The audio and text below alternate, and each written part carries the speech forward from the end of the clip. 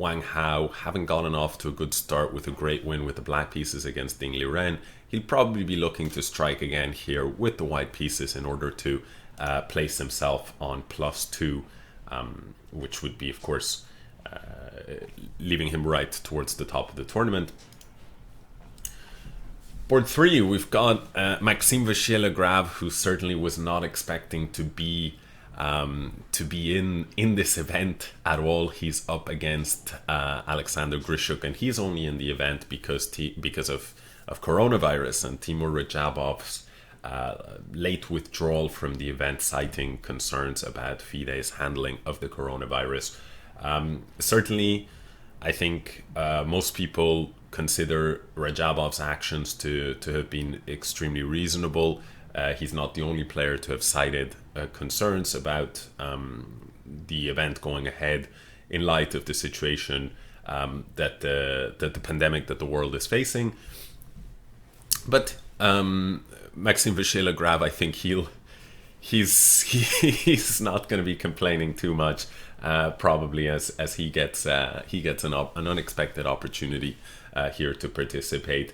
Excellent player, of course, long-time French #1, and I think currently something like number 10 or 11 in the world, or number 7 in the world, I think.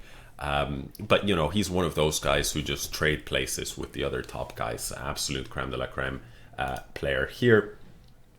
And some people's pick for winning the event, although you have to say, with only a week's preparation, a week's notice ahead of the event, you'd have to say he is going to be an underdog. He's up against Alexander Grischuk, one of the most experienced players in the tournament. I think, in fact, the oldest player in the tournament, if I'm not mistaken, by I would say a decent margin. And yeah, extremely experienced, extremely solid. You can see here they're playing a Berlin defense, and well, Grischuk really knows his stuff there. But Maxime Vachier-Lagrave, he is one of the world's greatest experts on sort of dismantling the so-called Berlin Wall. So we'll see what happens there. In the final game, we're going to take a look, of course, at the moves quite soon. But in the final game, we've got Ding Liren, Chinese #1, and many people touted him as the co-favorite alongside Fabiano Caruana. I think in some public polls he was even sort of voted the favorite. Hold on a second. I think I might have some background noise. Yes, I do. Apologies. So I believe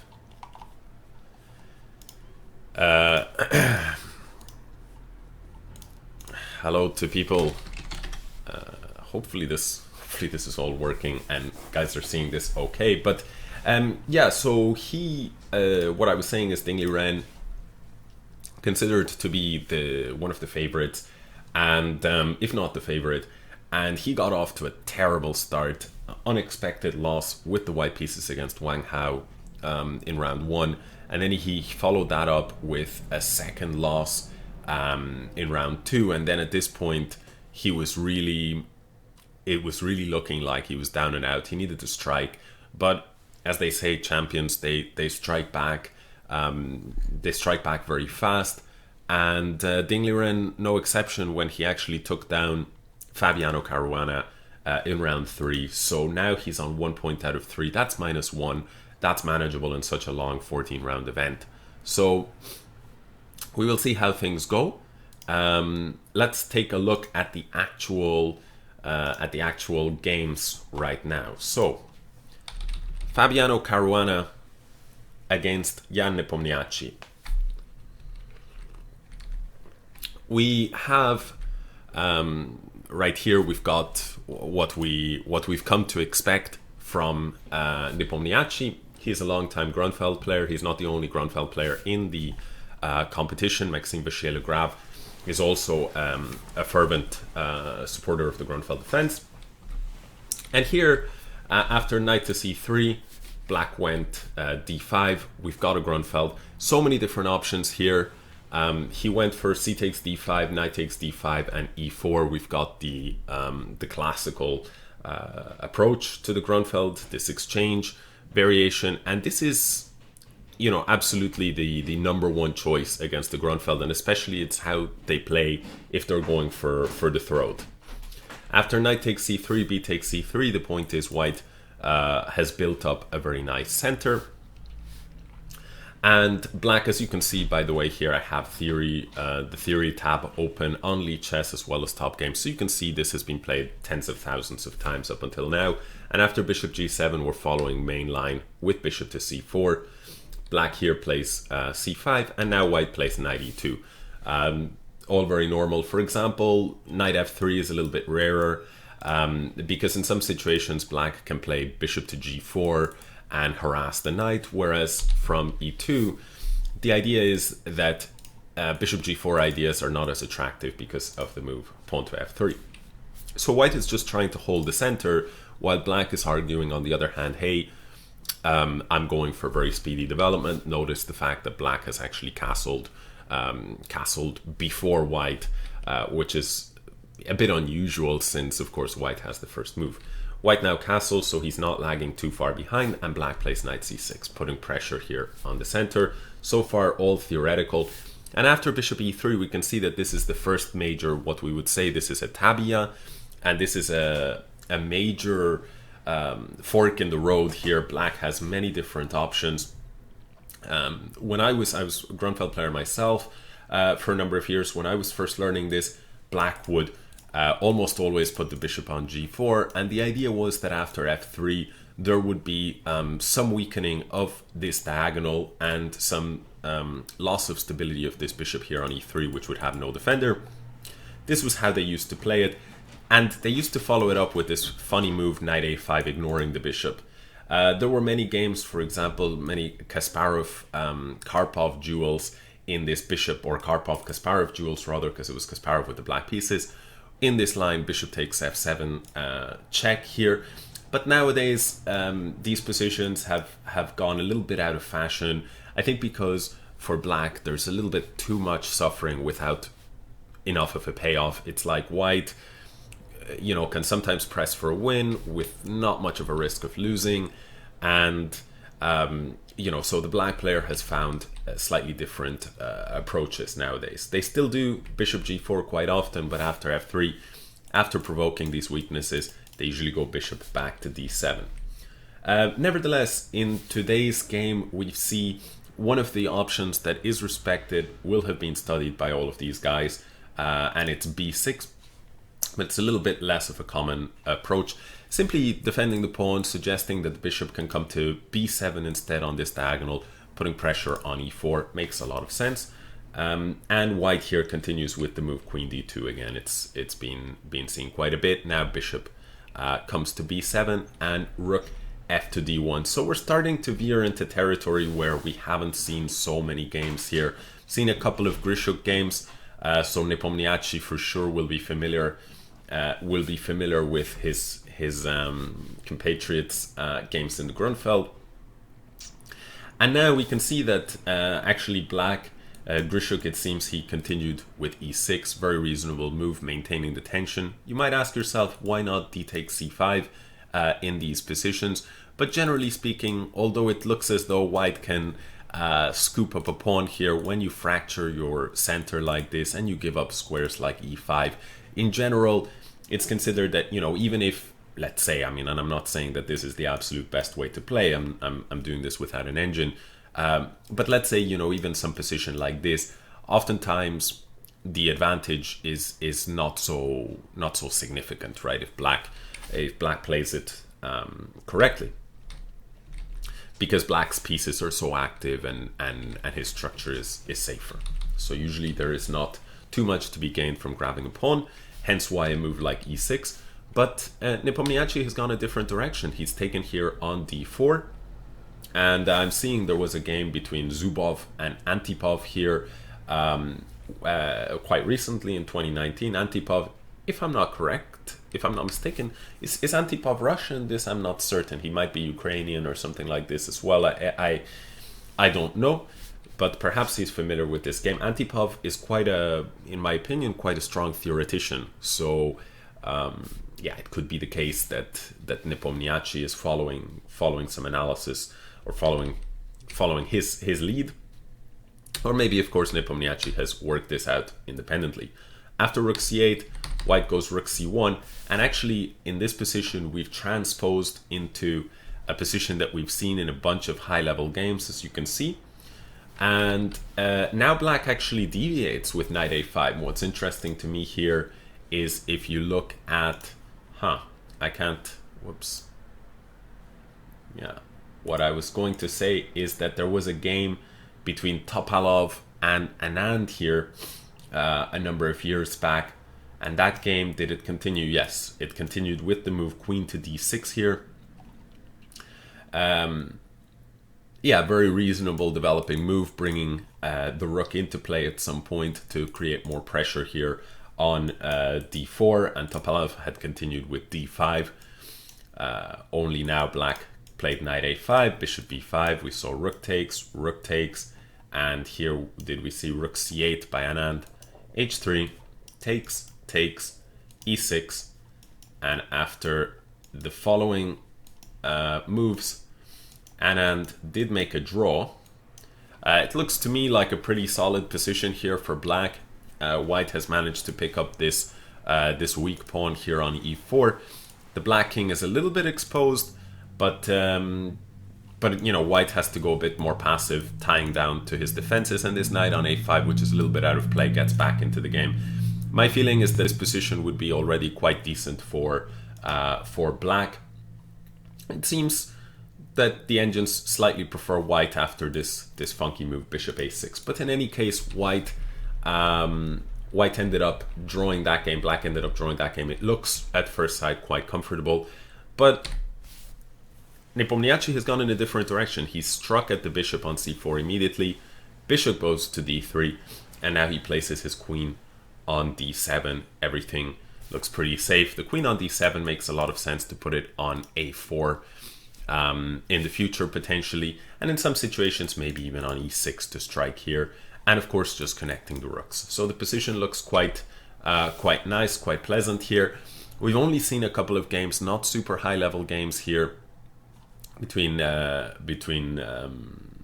some players here in 2011 and 2017. Highest level game here, a couple of 2,400 players. So we could say we're charting more or less new territory. And here the final move by Caruana is this move h4. Looks a little bit strange if you haven't watched much chess in the last number of years. But if you've had your ear to the ground in terms of chess in, let's say chess in the 21st century, and certainly chess in the last decade, there's been a lot of this h-pawn pushing, and it's extremely fashionable to do this against the Grunfeld, where you have this target here on g6, this hook, and white latches onto that point and tries to create some weaknesses on the king side. You have to, of course, prefer a little bit the white position here. For now, he hangs on to his center. Everything is more or less kind of stable, and at the same time, he's making some aggressive operations on the king side. It's definitely on black to try to not get steamrolled, to try and neutralize this center, but at the same time, I think Nepomniachtchi will be quite happy with his position. It's a very typical Grunfeld position, and at some point or another, he can, for example, try to invite a series of exchanges on the c-file, where in that case, white having the center is maybe not such a huge deal. Or he can also, maybe put his pawn on e6 to prevent d5 advances, and then at some point reroute and create a bit more pressure on d4. It's hard to say exactly what to do, but Nepomniachtchi, he's a very experienced Grunfeld player, so I don't think he's going to be panicking just yet in terms of this game. So that is this game. Let's talk about the next game. Wang Hao against Kirill Alekseenko. So what do we have here? We've got Wang Hao starts with knight f3, and he goes for fianchetto variation here. And basically after d4, what we have, knight f6, castle, castle, c4, and c6, we basically have a Grunfeld or a neo-Grunfeld here, because in this position, black could continue in more Grunfeld fashion with pawn takes c4. White usually goes knight a3. Aiming to recover this pawn, black plays c3, arguing that forcing b takes c3 creates some weaknesses here and a fracturing of the structure. And then after c5, we've got this kind of similar-ish Grunfeld situation where, like in the previous game, we've got the pawn on c5, we've got the bishop fianchettoed on g7, we've got that pressure in the center, and we've got easy, speedy development for black. But on the other hand, black argues that he can give white a better center, but then put it under a lot of pressure. So very, very popular lines, very respected. But Alekseenko, who is the lowest rated player in the tournament, he's taken a different approach, and he's gone c6 here, which is a line I've played myself quite a few times, and it's famous for being a very drawish variation here. Very, very extremely solid. It's like a mixture between a Slav and a Grunfeld, and of course the point is just to support here the center on d5. And white has many different ideas. Historically, the most popular way to play is takes, and then jump this knight. Sometimes play first knight c3, sometimes jump the knight to e5. But such positions as this, for example, have arisen many times, and you can see by the fact that 3/4 of the games are drawn. Yes, white might have a slight pull in these positions, but in general, black is doing absolutely fine. When I learned this, I was taught capture here, then go knight c6 and play this symmetrical position. And you can see that 84% draws suggest that black is doing fine.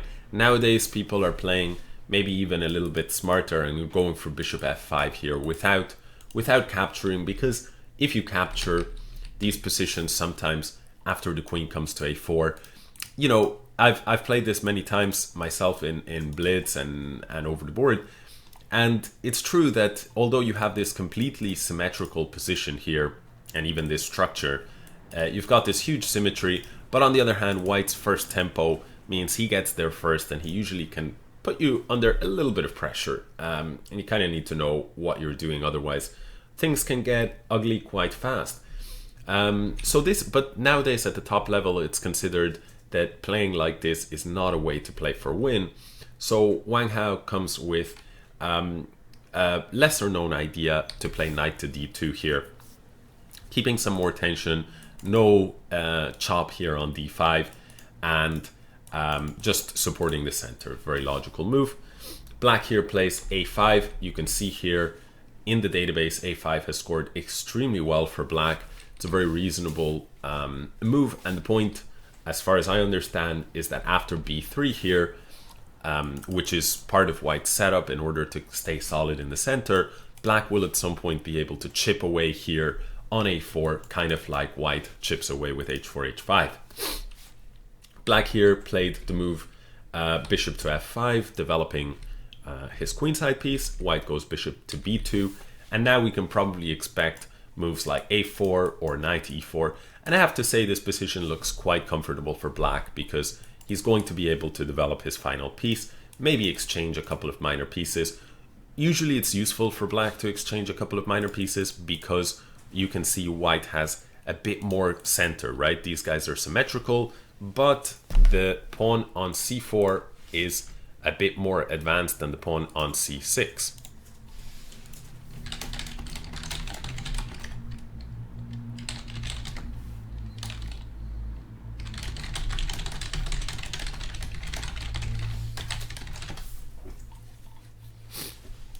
Okay, so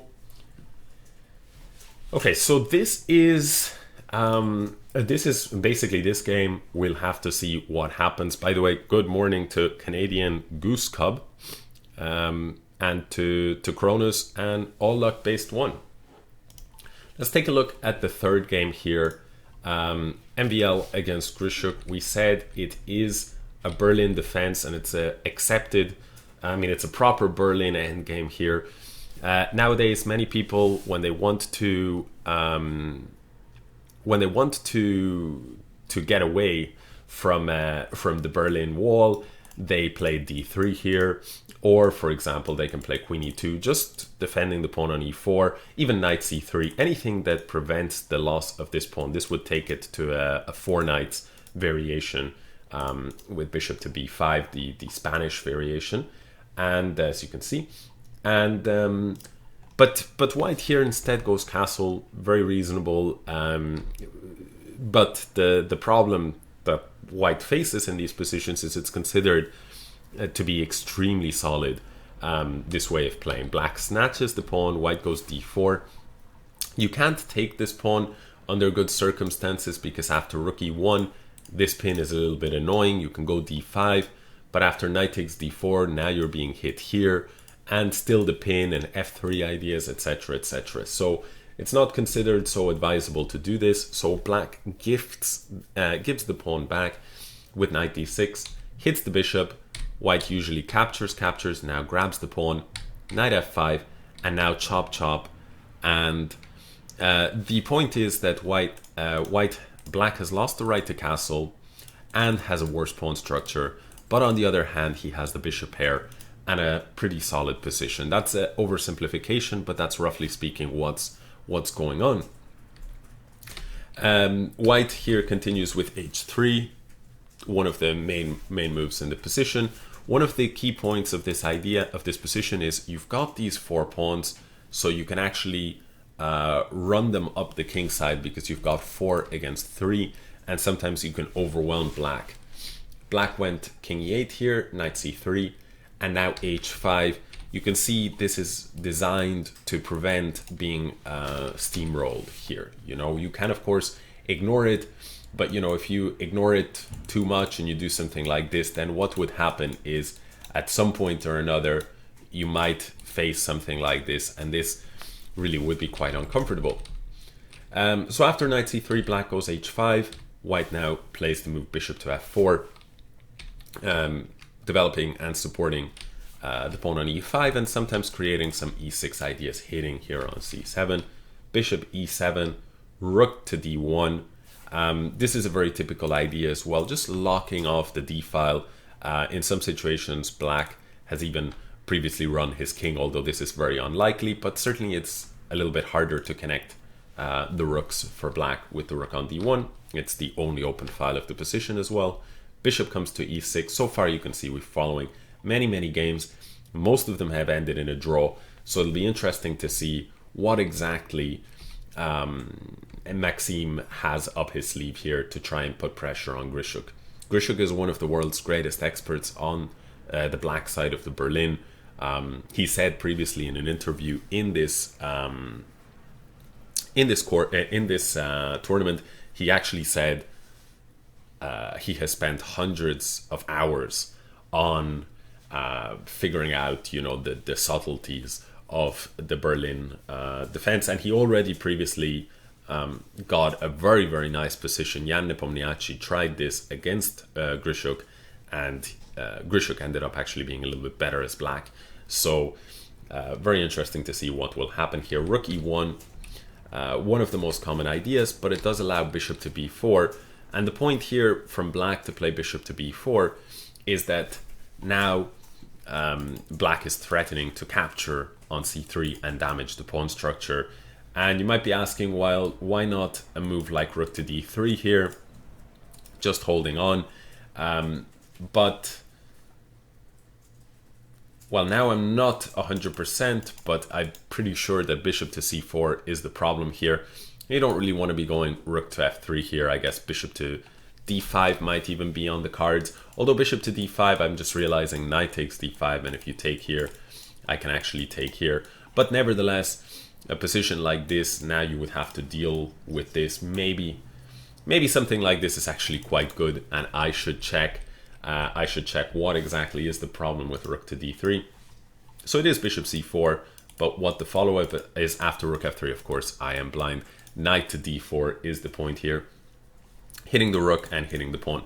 So it seems that white cannot actually defend the knight properly unless he goes, as the computer suggests, knight to e4. But now this was tried by Caruana before, by Dominguez, a couple of very strong players, But after the rook now gets to g6, so we have plenty of initiative here, and the black pieces are all very well placed here, and so it doesn't seem like there's any real danger there. So after rook e1, bishop to b4, white instead just played a3, hitting the bishop and asking the question, what's going on? What are you going to do? Are you going to give this bishop? Black does indeed give the bishop. On the one hand, the structure is now shattered for white, but on the other, black has given up his bishop pair, and this dark squared bishop can potentially be a very strong piece, because if you see the central pawns, more pawns are on light squares than they are on dark squares. So for example, this diagonal and this diagonal, they're quite weak and they do surround the king. So I think white is counting on this bishop to be quite a strong piece. h4 played, locking down this king side, or at least attempting to do so, and g4. What's interesting to me about this position is that you can see that in 2018, Maxime actually played this exact position against Nakamura. So after h takes g3 and f takes g3, to me it's absolutely no surprise that Maxime has an hour and 47 minutes on the clock, because he's had this position before. So I'm sure he knows that. It was not so long ago in 2018. And I think the biggest maybe surprise is the Grischuk. I'm sure he's seen that game between MVL and Nakamura, but he seems to not be remembering it, because he's now burned about 30, 35 or 40 minutes on the clock. And yeah, it seems like Grischuk is thinking independently, or at least trying to remember what happened. Is this working? Yes. So yeah, it's interesting. I mean, let's see if we can actually click through to the MVL Nakamura game, and you can actually see this or not. Let me check. Yes. So this was the MVL Nakamura game from 2018. That continued with knight e7, g4, and knight d5. Hitting the bishop dropped back. Now knight b6, going after those weakened queenside pawns. And, well, white has this potential passer, right? If you think about these two pawns are only up against this one pawn. So there's some potential there, some danger. But on the other hand, the queen side is collapsing. You can see one pawn has already fallen, and then potentially another pawn will come here. And after h4, black did grab this pawn on c3 and grabbed another pawn on g4. So I think the whole situation was a disaster here. You can see that the engine considers the position to be just about holdable if you play this difficult to understand move rook a4. But actually MVL, he took on a7, and after rook takes h4, I think he was very lucky not to lose this position, because as you can see from the computer evaluation, you can see that white is close to busted here. Rook takes, rook h2 check, king e3.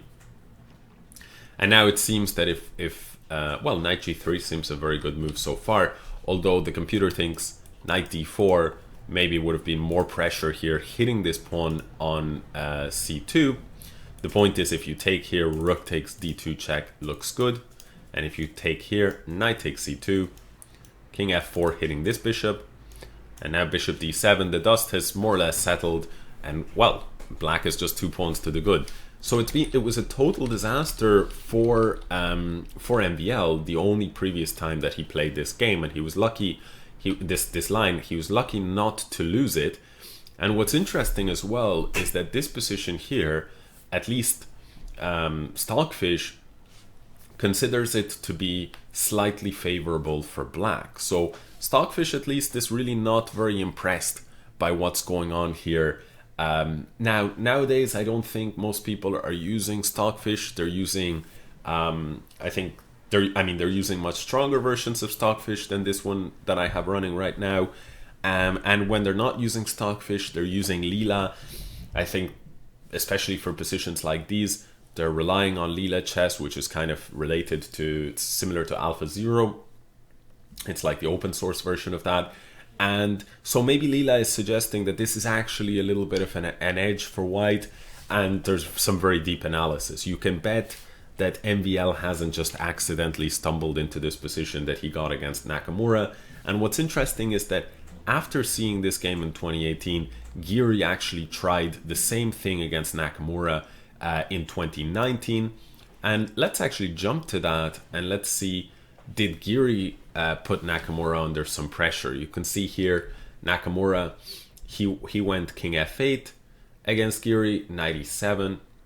Let's see, I'm just trying to see what kind of plan. Let's not focus too much on the engine evaluation, but I just want to see, was there any moment where it looked an uncomfortable position for black? Really doesn't seem to be. It seems that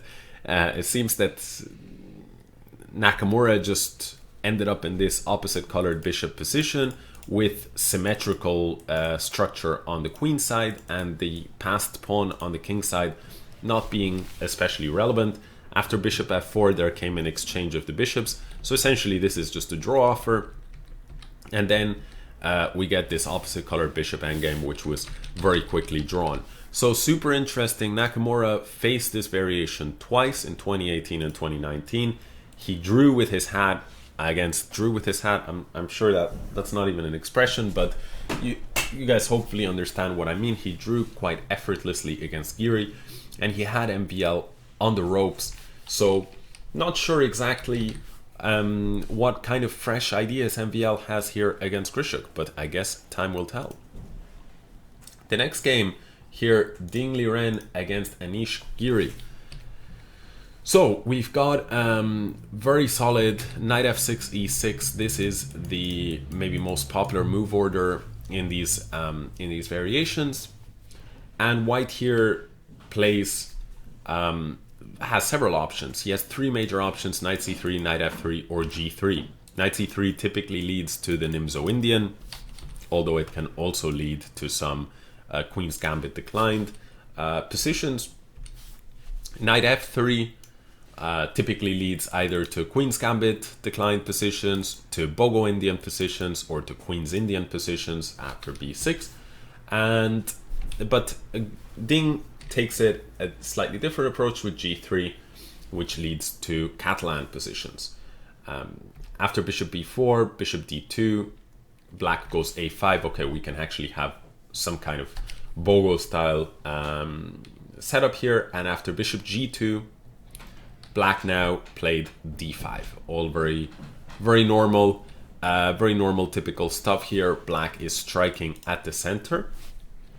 White goes knight f3 and castle, and white now, of course, in some cases, black does grab this pawn, but white usually after queen c2. Black can't really hang on to this pawn. If you play something like this, you open up this diagonal, you tend to risk a lot, right? So a4, for example, breaking up your queen side. And if you start to play like this, as you can see, nobody has played like this because, well, first of all, because of bishop takes b4, and you cannot take because of rook takes rook.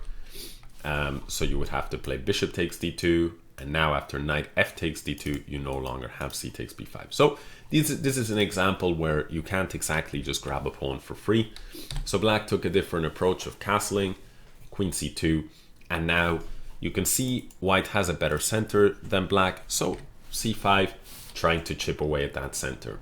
Pawn takes d5, pawn takes d4, knight takes d4, and they're still following theory. As you can see here, black went queen b6, hitting this knight, and white defends. And I think what white is trying to claim in terms of an edge is that now when black recovers this pawn here on d5, like he did in the game, now black has a slightly weaker structure. He's got this isolated queen's pawn, and I think that that's really what's going on here. I'm curious, why not knight takes d5? What's so terrible about this? You can see actually that Nigel Short played this in 2018. I guess that if you look at it from let's say with engines, how does the line continue? Castle here, for example, queen b6, knight f3.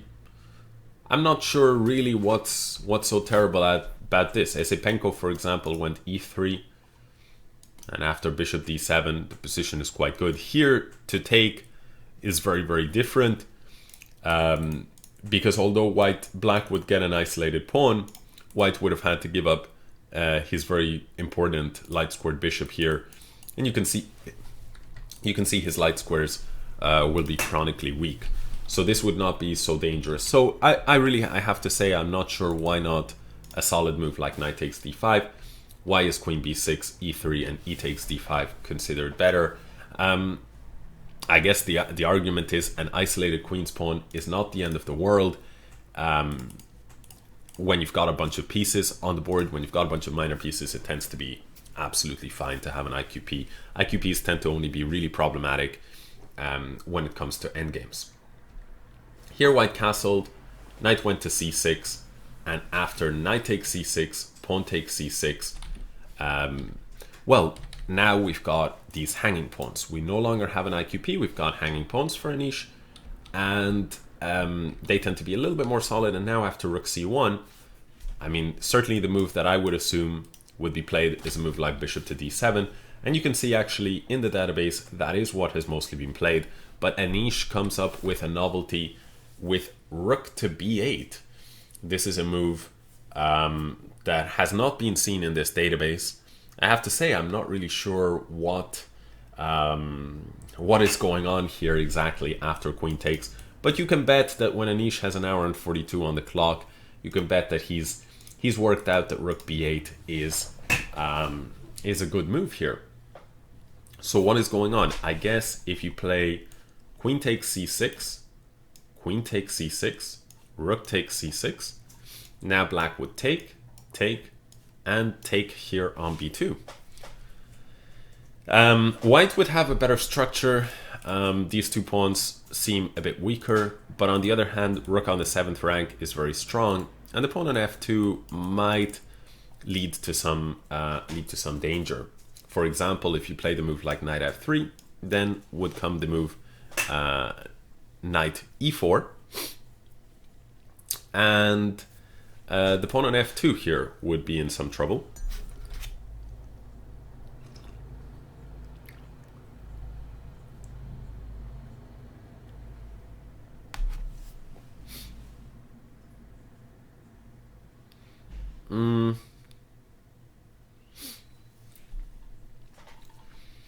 Because, for example, you don't want to go rook here. At the very least, you're losing this pawn on a2.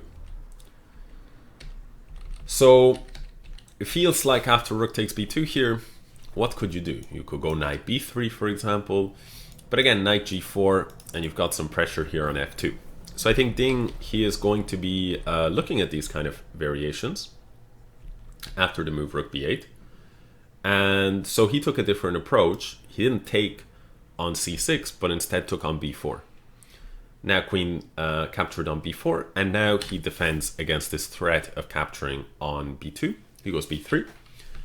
And now Anish playing some very enterprising chess. He just goes h5. Kind of a little bit like Caruana against Nepomniachtchi with his h4.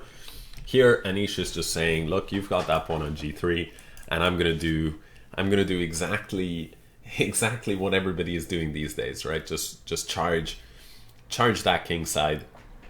It's a little bit, you know, as I said, 10 years ago or less, you would have been called a patzer if you were playing such moves in this position. I mean, the way I was taught chess, you know, put your bishop on d7 and defend your weakness and consolidate your pieces. But nowadays it's much more sophisticated than that. h5 here. And the question that I have is, what happens if you just take this pawn? So I don't know if anybody in the chat has any lines or any ideas here about this, but I'm just confused.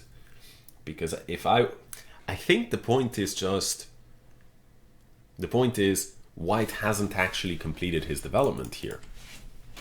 And so if you take the pawn on c6, you open yourself up to some potential danger. So something like queen takes, Now black plays something like bishop f5, let's say, and already black is threatening to win with any of these rook moves. I think that's what's going on here.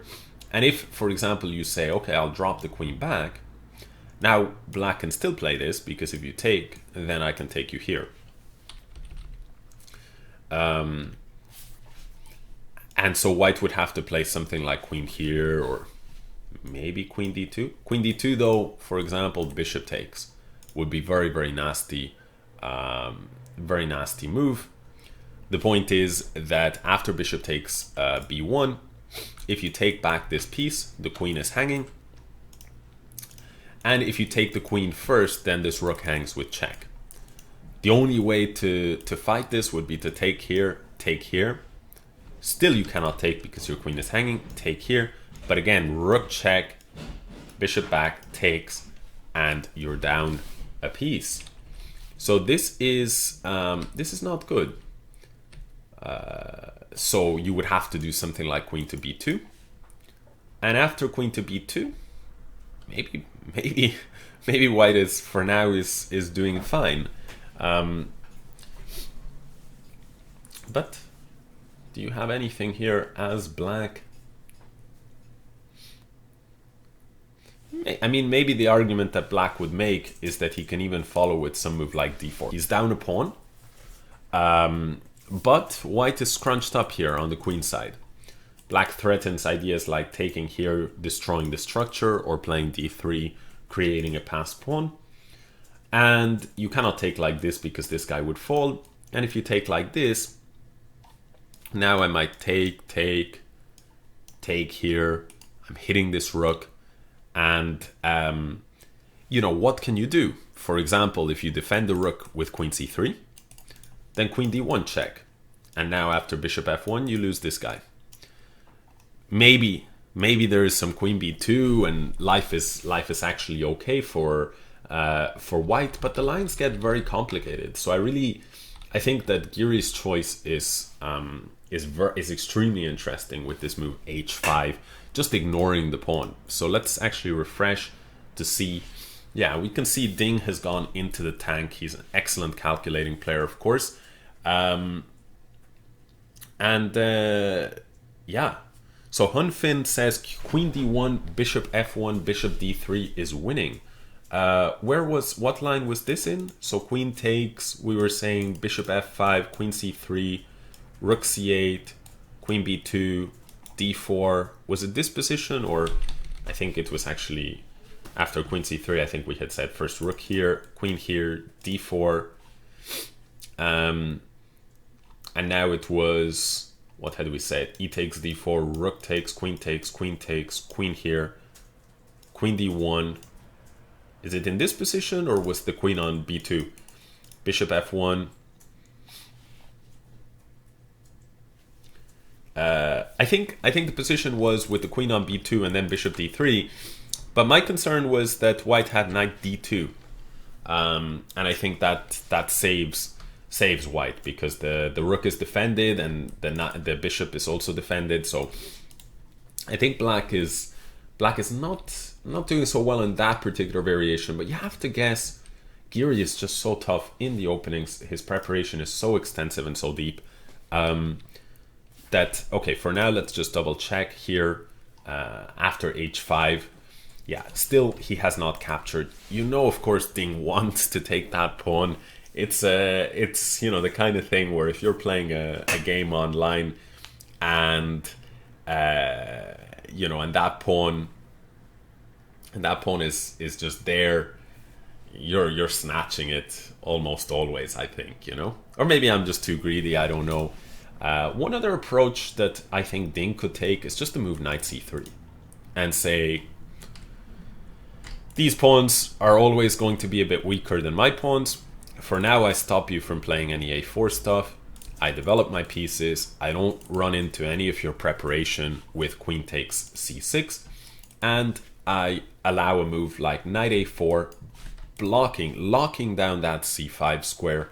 And in the future, I will blockade the pawn for now, and in the future I may grab that pawn.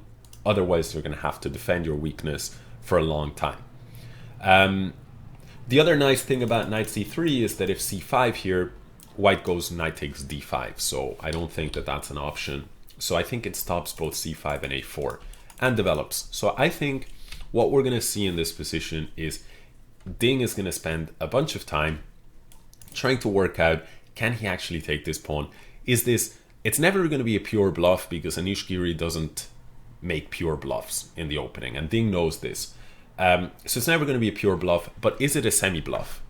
So is it one of those situations where actually if white takes the pawn on c6 and plays precisely, he will end up better, but Giri has analyzed it and feels he can just about hold, but maybe queen takes pawn is the critical line? Or should white avoid all of those complications, play a developing move? But when you're Ding, what you don't know is, you know for sure Giri has looked at queen takes c6 and has looked at knight c3. And he's probably, Giri knows which of these two moves is actually the best move, is the one that puts the most pressure on black. But Ding does not know this, so that's why Ding is in the tank. We could press the engine button. I don't know, what do you guys think when it comes to analyzing? Do you guys like to check the engine every once in a while? Do you like if the commentators mostly avoid using the engine? How do you guys deal with that? I'm just going to drink some water and then we'll flip back to Caruana against Nepomniachtchi.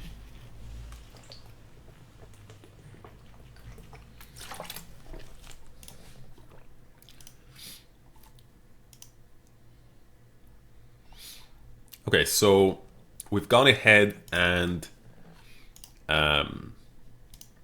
yeah. Something Pretentious says that I like without the engine, to be honest, unless it gets super complicated. And Hunfin says, yeah, engines are good, but in strategic positions, pure commentary is more valuable. And Mato in Compressor says, yes, I don't think the check is a bad idea. Before, without, and then with, to make sure. Yeah, I like that idea. You know, I like all of the comments actually that I agree with the comments that engines are kind of good, but if you're using them in two strategic positions, maybe it's not so great from a human perspective, from like a learning point of view. I think checking first, making your opinion without, and then occasionally checking in critical positions is interesting. And yeah, and I think Something Pretentious, he's getting at that as well. So let's see what happened in this game since we last checked it. After queen d7, white unleashed this move h4, which will not come as a surprise to any Grunfeld player. Everybody is playing h4 against the Grunfeld with these ideas to chip away at the structure. And as I mentioned, actually, that one of the plans here that Nepo has, there's a general strategic premise, which is if you're the side with less space, and clearly here black has less space because white has control of a lot of points in the center. You know, when you have less space, getting some pieces off the board tends to make your life a little bit easier because with less space you're a bit more cramped. So here black is just initiating some exchanges of the rooks on the C file. Caruana acts as if nothing has happened, and happening, and just plays h5 anyway. The rooks are now all off the board, and black is not done. He wants more. He wants more exchanges. And after queen c8, white here now shows, I guess, his idea. Caruana hasn't spent so much time here, and I think that up to here we were playing quite a theoretical position up to around here. Let's say here we had seen, for example, Topalov Anand had this position before. So Caruana may have had this kind of idea in store because the moves by black are relatively predictable, right? Let's go place the queen on d7, let's exchange all the rooks. We've seen this kind of stuff in Grunfelds many times before. And what I think is possible is that Caruana's big idea is to put the pawn on h6 and argue that he's going to squeeze black, even though black has managed to exchange a bunch of pieces. That white pawn on h6, that white pawn on d5, he's going to argue, I can squeeze you even with no heavy pieces on the board, even if you exchange the queens. Black, his last move here makes a lot of sense to me. E6, just chipping away at this strong center. And there's no way for white to prevent the center from, one of the central pawns from potentially being lost. He plays the move knight to c3, which is a really interesting move, knight to c3. Usually in the Grunfeld, the most important file is the c file, and maybe the most important square for black is the c4 square. Usually if he can put a knight on c4, he's very happy. And in this case, after knight c3, black has managed to get exactly that. We see knight c3 was played relatively quickly by Caruana, knight c4 after a 12-minute think from Nepomniachtchi. And I don't know, my feeling, I don't know what you guys think, but my feeling is, if it wasn't because it's Caruana from the white side, you know, if I'm playing the Grunfeld here and somebody plays like this against me, taking so much time to play this plan, it feels like, wow, you're investing 3 moves, 3 tempi, into just getting your pawn on h6 while I swap off all the heavy pieces, or nearly, I mean, all the rooks, and I get my knight on a beautiful square here on c4. I chip away at your center. To me, it would feel life is good here as black. That's the truth.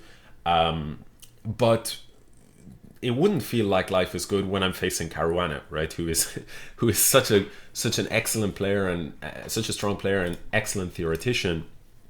So I don't know what to say about this position. I'm sure that Caruana has some deep ideas here. He does have more space, but he's also at risk that at some point or another these guys are going to become weaknesses. You know, if we have some position, let's say, I don't know, you play some silly move, I don't know what you can even play as a silly move like this, and you know, you get a position like this where you can see that these guys are weaknesses. Move like knight takes e3 is in the air, when you cannot take here because the knight on c3 is falling, and after f takes e3, bishop takes h6. You can see how an online blitz game might just collapse against white in an instant. So, you know, one bad move from white and he's lost. But I guess you can argue the same thing for black. I'm not really sure what exactly white should do here. For example, if you play the move bishop to d4, because black hasn't taken, he might actually just go e5 here. And now the bishop is struggling for squares. Again, you don't want to drop it back because knight takes, and if you take here, then the knight on c3 is falling. If you take this way, then the pawn on h6 is falling. So we've seen this trick already. And if you take here, then maybe black can even capture here on d4, winning the bishop pair. Although maybe after knight b5, you've got a bunch of pressure here, and life might be good for white. But on the other hand, after a move like bishop takes h6, maybe it's the other way around, right? Because queen takes h6, the point that black has is queen takes c4. But again, these positions are so incredibly sharp that you would have to analyze further. For example, knight d6, hitting this bishop and hitting the queen. You don't have a check because of queen takes c1. And after you go queen c7, white has ideas like knight e8, creating a threat of checkmate here and hitting the queen on c7. And if not for the fact that black has to move queen e5, he would just have to resign. But after queen e5, it looks like black is in great shape, because how do you get this knight out? So the knight seems to just be about to get captured. So the positions are chaotic, they're extremely messy, and very complicated. What exactly is going to happen after knight c4? I just don't know. Maybe white will play some normal move like bishop g5. I'd be very curious if anybody in the chat has some ideas in terms of what they think white should do here. The threat, as far as I understand, is knight takes e3, and if you then take with the queen, this knight is falling, and if you take with the pawn, this pawn is falling. So knight takes bishop is the threat. You have to do something about it. What's it gonna be?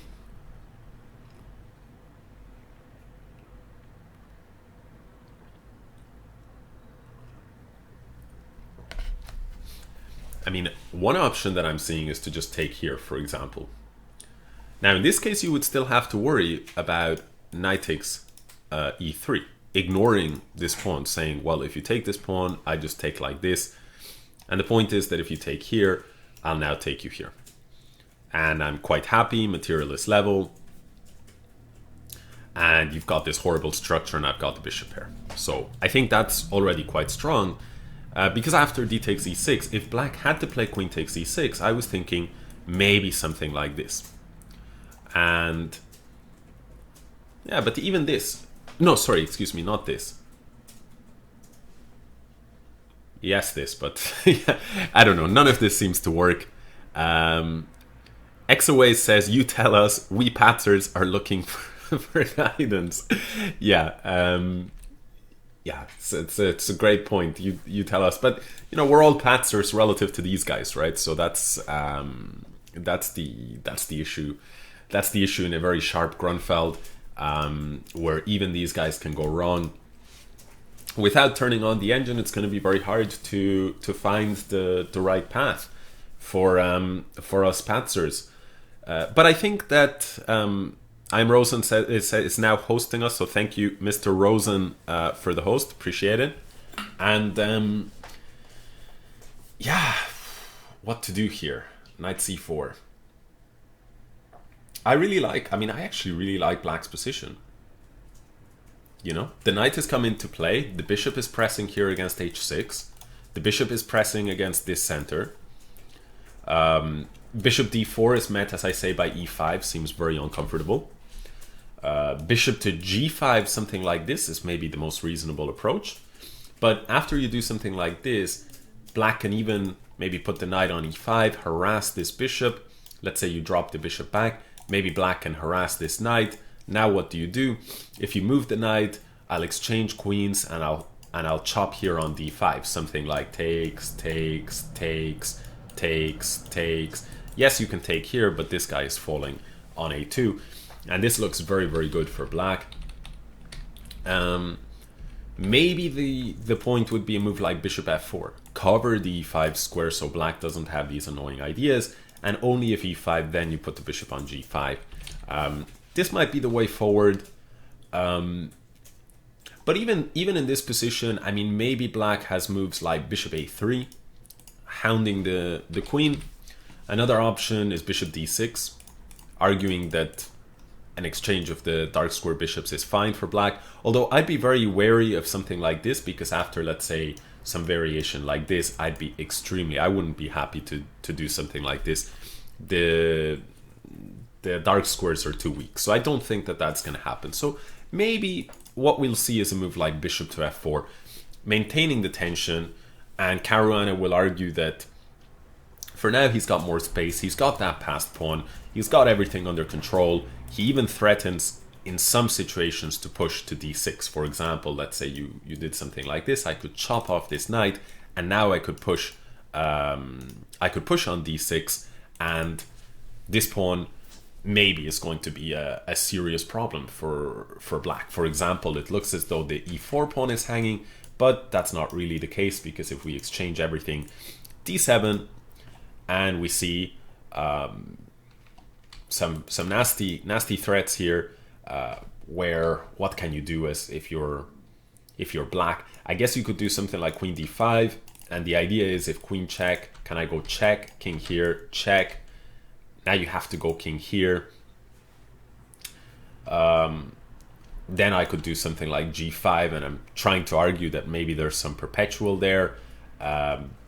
But I'm not sure that there is any perpetual. Yeah, in fact, there isn't. So, for example, queen here, threatening to queen. And if you check, king here, check. Of course, if I go back, there's perpetual. But if I go forward, there are no checks. And if you can try something like g5 or something like e5, thinking that you have time, the point is you don't. I take on f8, and then I queen here, and that's checkmate. And you can see the value of this pawn on h6 binding the black position. So you have to be extremely careful if you're black here about some tricks. The point of this position, I think, is it's very, very sharp, and first big mistake could make all the difference. But after knight c4, we still haven't seen a move from Caruana. My guess, bishop f4, but we'll see what Fabiano has in store for us. There's quite a few people have joined. I think that's because the stream is now linked on Lichess. Thank you to Fionketta for the suggestion. And yeah, so hello to everyone, and let's answer some questions. Mato Incompressor says, do you think that Nepo is aiming at obtaining a draw? Maybe because he knows that Caruana could be super motivated to win. I think Nepo would be happy with a draw because it's a good result. You're playing the top seed in the event, you're black. That's a good result on paper for sure. And Caruana did take a loss against Ding, so it's not like he's on fire and Nepo needs to go all out to try and stop him and try and, go for the win with the black pieces. That would only be if it was late in the tournament and Nepo was desperate to catch Fabiano if he went on one of his super streaks. For now, Nepo would be very, very happy with a draw, I suspect.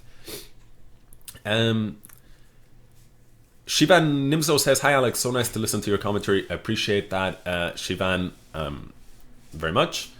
Hopefully the commentary continues to go all right. This is a little bit new for me, this commentary of the candidates, and it's a little bit intimidating as well because I am but a lowly I am, and when you are commentating on these guys who are just absolute beasts. Actually, speaking of beasts, I have played Nepomniachtchi. He crushed me in the Olympiad in Ireland versus Russia. And afterwards, I remember just a little story about Nepo is that the two of us, there was no analysis board. He would have analyzed, but there was no analysis board available. And so he just started saying, okay, we analyze here verbally. And so he started saying, well, there's, and he starts going into different variations in the position. And the guy was rattling the variations off at such tremendous speed that it was the first time in my life that I actually just couldn't even update the board in my mind, if this makes sense. Like I couldn't, it's one thing to be speaking, but it's a lot easier to follow lines, and especially in a game that you've just played. But when he was giving the lines, there were moments where I actually just couldn't follow.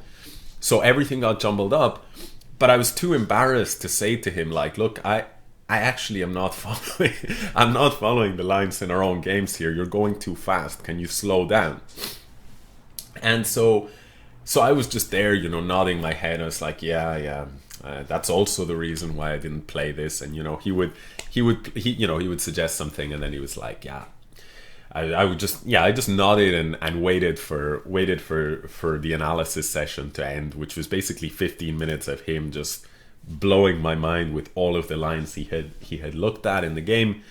And so these guys are just on another level.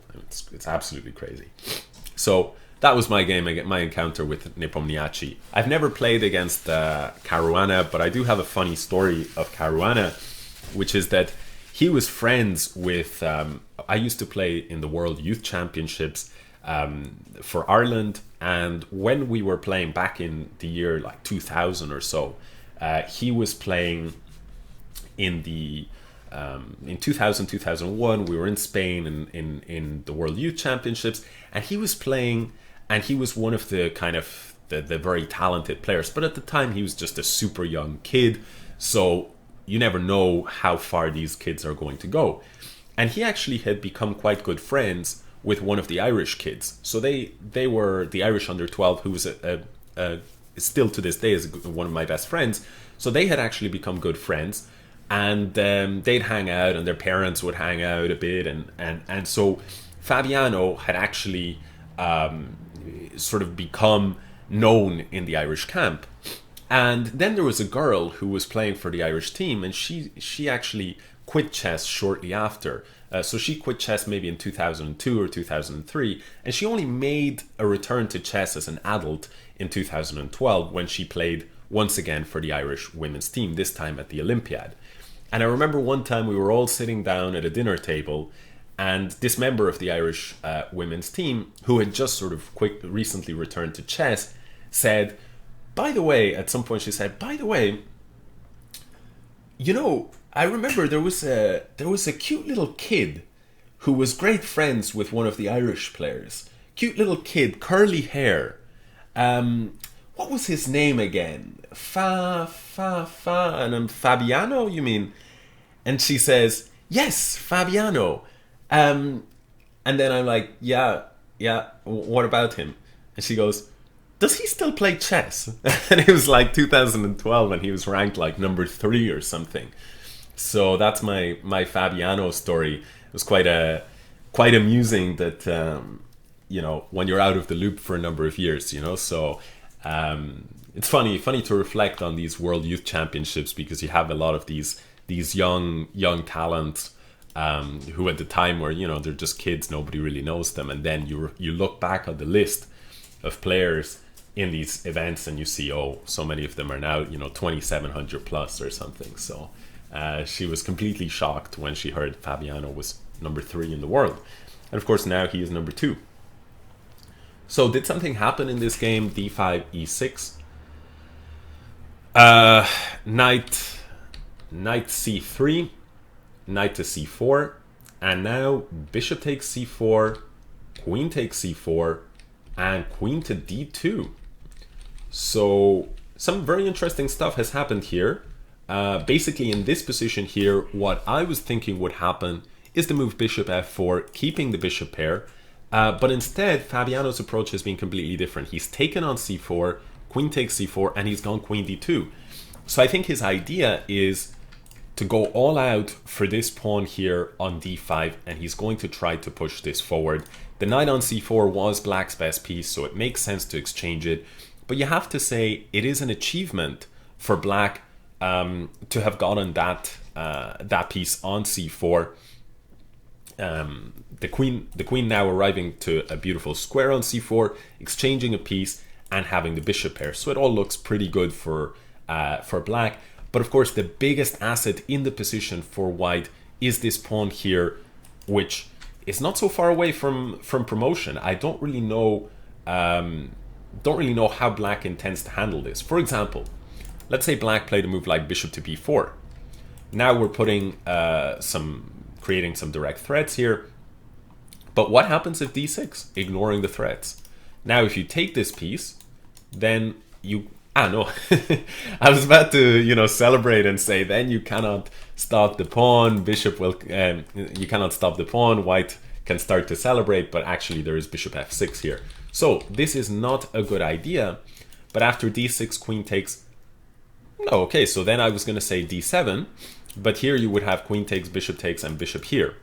So it seems like if bishop b4, you cannot push the pawn, unless my analysis is completely off, you cannot push the pawn. So you either have to defend the knight, or potentially capture here. If you capture here, now if bishop takes, we give this checkmate. And if you play queen takes, then queen check anyway, and after bishop here, I'm guessing e7 is lights out. Certainly there does not seem to be any perpetual checks. So queen check here is... no, it's not lights out, sorry. Queen here, if king here, then the queen comes to e5 and picks up the pawn on e7. So we have to go back. The lines are getting very complicated here. And my question is, maybe the chat knows, bishop to b4, what do you do? Because, I mean, I thought that there would be some trick around d6 or d takes e6, but right now I'm still not seeing it. So the only way to deal with it, if these moves don't work, the only way is bishop to d4. But if you to defend the knight. But if you play like this, then I feel that after pawn takes d5, black has just snatched the pawn. His pieces are very, very active, and it's hard to see exactly how white will proceed, because he could try to create some back rank ideas and also queen f6 ideas. But the problem here is I take this bishop, and whenever you try and give this check, it's not a big deal because I always have the move bishop f8. So yeah, it's really hard to say. What do you do here after bishop to b4 if you are Fabiano Caruana? So let me see. So by the way, hello to Sarav and everybody else. I saw there was a spike actually. Like at some point I saw there was something like 1,500 people. I don't know what caused the spike, but about 90% of them made the right decision and they they quickly left. I guess that has something to do with you know, one of these typical spikes, some link or something, some temporary link. Of course, I'm just making a bad joke. But yeah, after Queen D2, I'm super curious. You know, what are you going to do in the event of Bishop B4? I'm so tempted to just press the damn button, right? But let's try and work it out here. So to me, I see three major options. Okay, the black thread is very clear. You want to chop on C3, win a piece. So one option is the defensive option. We should look at that last. The two options are to take on E6 or to play, or to push. Taking on E6 doesn't seem super attractive to me. Among other things, because even if I couldn't get away with taking this piece, for example, I certainly can't get away with taking like this because of checkmate. But even if queen takes c3 didn't work, my question would be, after this, are we even doing so well here as white? White would have to maybe give a check, put the bishop here, knight d5 with knight f6 threats, but maybe after bishop takes, pawn takes, looks a bit scary, but after queen d6, what exactly are you going to do here if you're white? Maybe queen a8 to keep the queens on the board, but it doesn't seem scary. I mean, what is the white plan here to make further progress? And also the white king is a little bit unsafe, so at some point or another you're going to have some checks and it's going to be quite ugly. So I mean, it's going to be at least some kind of perpetual options here because of the lack of shelter from the h-pawn. So this does not look so tempting. And of course, the main point that we need to discuss is queen takes. What do we do here? What do we do here, actually, if we're white? Like, the first idea that I had was to give this check, bishop here, and to push the e7 pawn, and I thought this was just winning for white. But the problem is that after queen a1 check, king h2, queen e5 picks up this pawn and wins for black instead. And if we try to sacrifice a piece here, then queen takes c1, king here, queen takes h6. If you step here, I give a check and I take this guy, so you have to go back. Queen check, king here, queen check, I guess. And at the very, very least, black has a draw. So yeah, I don't know if black has more than a draw, because after king here, the point is you cannot do something like this hoping for this winning endgame, because white will just go ahead and promote. So, but one thing that what black can do is he can actually give this check, and after king here he can go bishop c6. Now dealing with e8, and the point is, yes, you can win this bishop, but it's not a big deal. I'm still up a piece. So this looks like it's losing for white to play d takes e6, queen takes, to play check, and to go e7.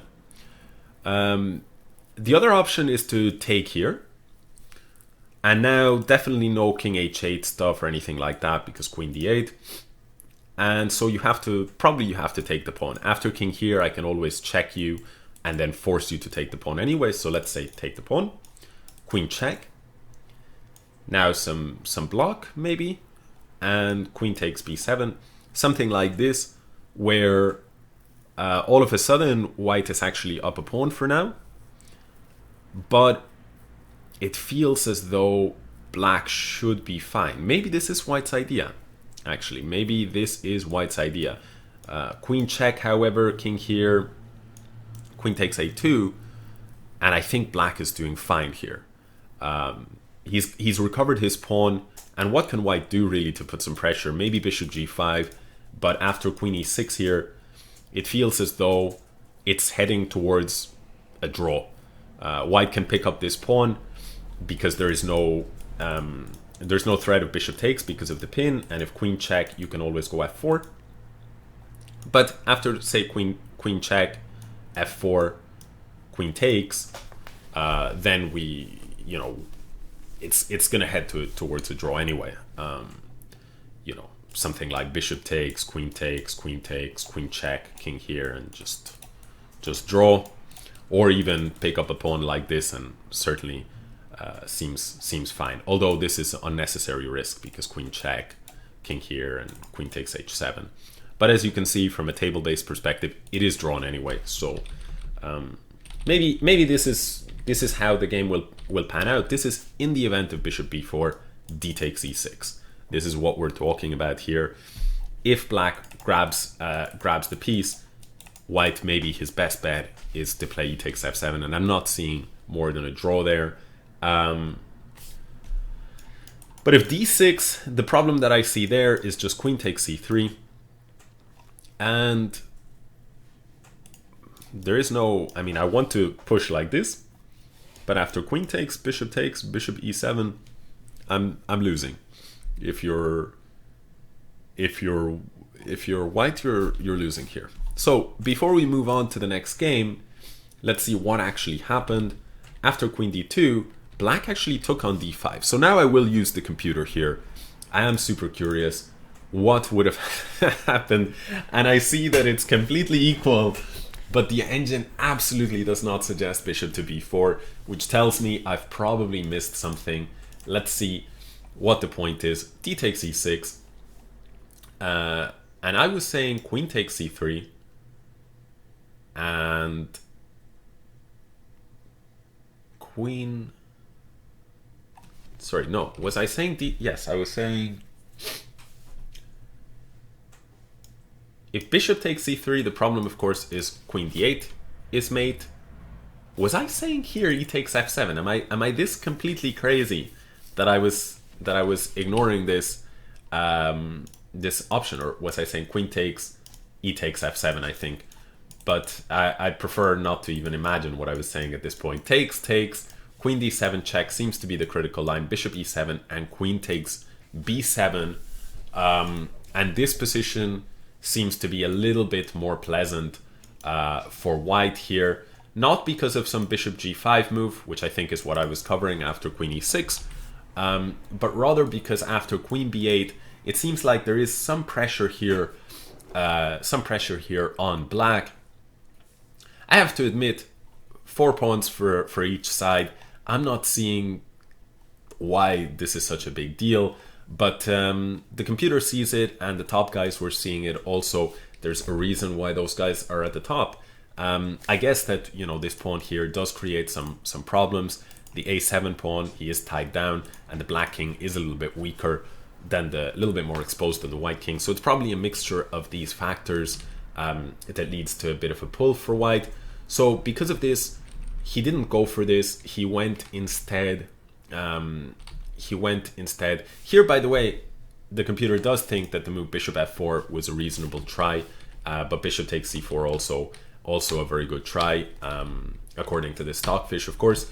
Caruana's engine is, I'm sure, much stronger, so if he's looked at this position, then he'll know what he's doing, although the time suggests that maybe he's thinking independently by now. Queen d2, the position according to the engine is approximately equal, but the engine doesn't love e takes d5, gives a small advantage to white now, instead preferring to play like this, and some funky looking stuff here, but this is not looking very human, creating pressure here. And now queen d5 and d7 and bishop e7, and the engine is very calm and collected here in these positions. But you can understand Nepomniachtchi's decision not to play like this and instead capture on d5 and start further liquidations. You can bet that Nepo would be quite happy if it's going to wind up as a draw. Knight takes d5 played. Okay, let's take a look at another game. Wang Hao against Alekseenko. The last time we looked at this, we had a position like this. We had this position, and I was saying it seems like a very comfortable theoretical line for black. I've played these kind of things myself as white, and I feel that in general, black's development is okay here, and these early a5, a4 lines are quite tricky, quite annoying. And white played b takes a4. So interestingly, fellow Chinese player Ding Liren played like this against Grischuk in 2019.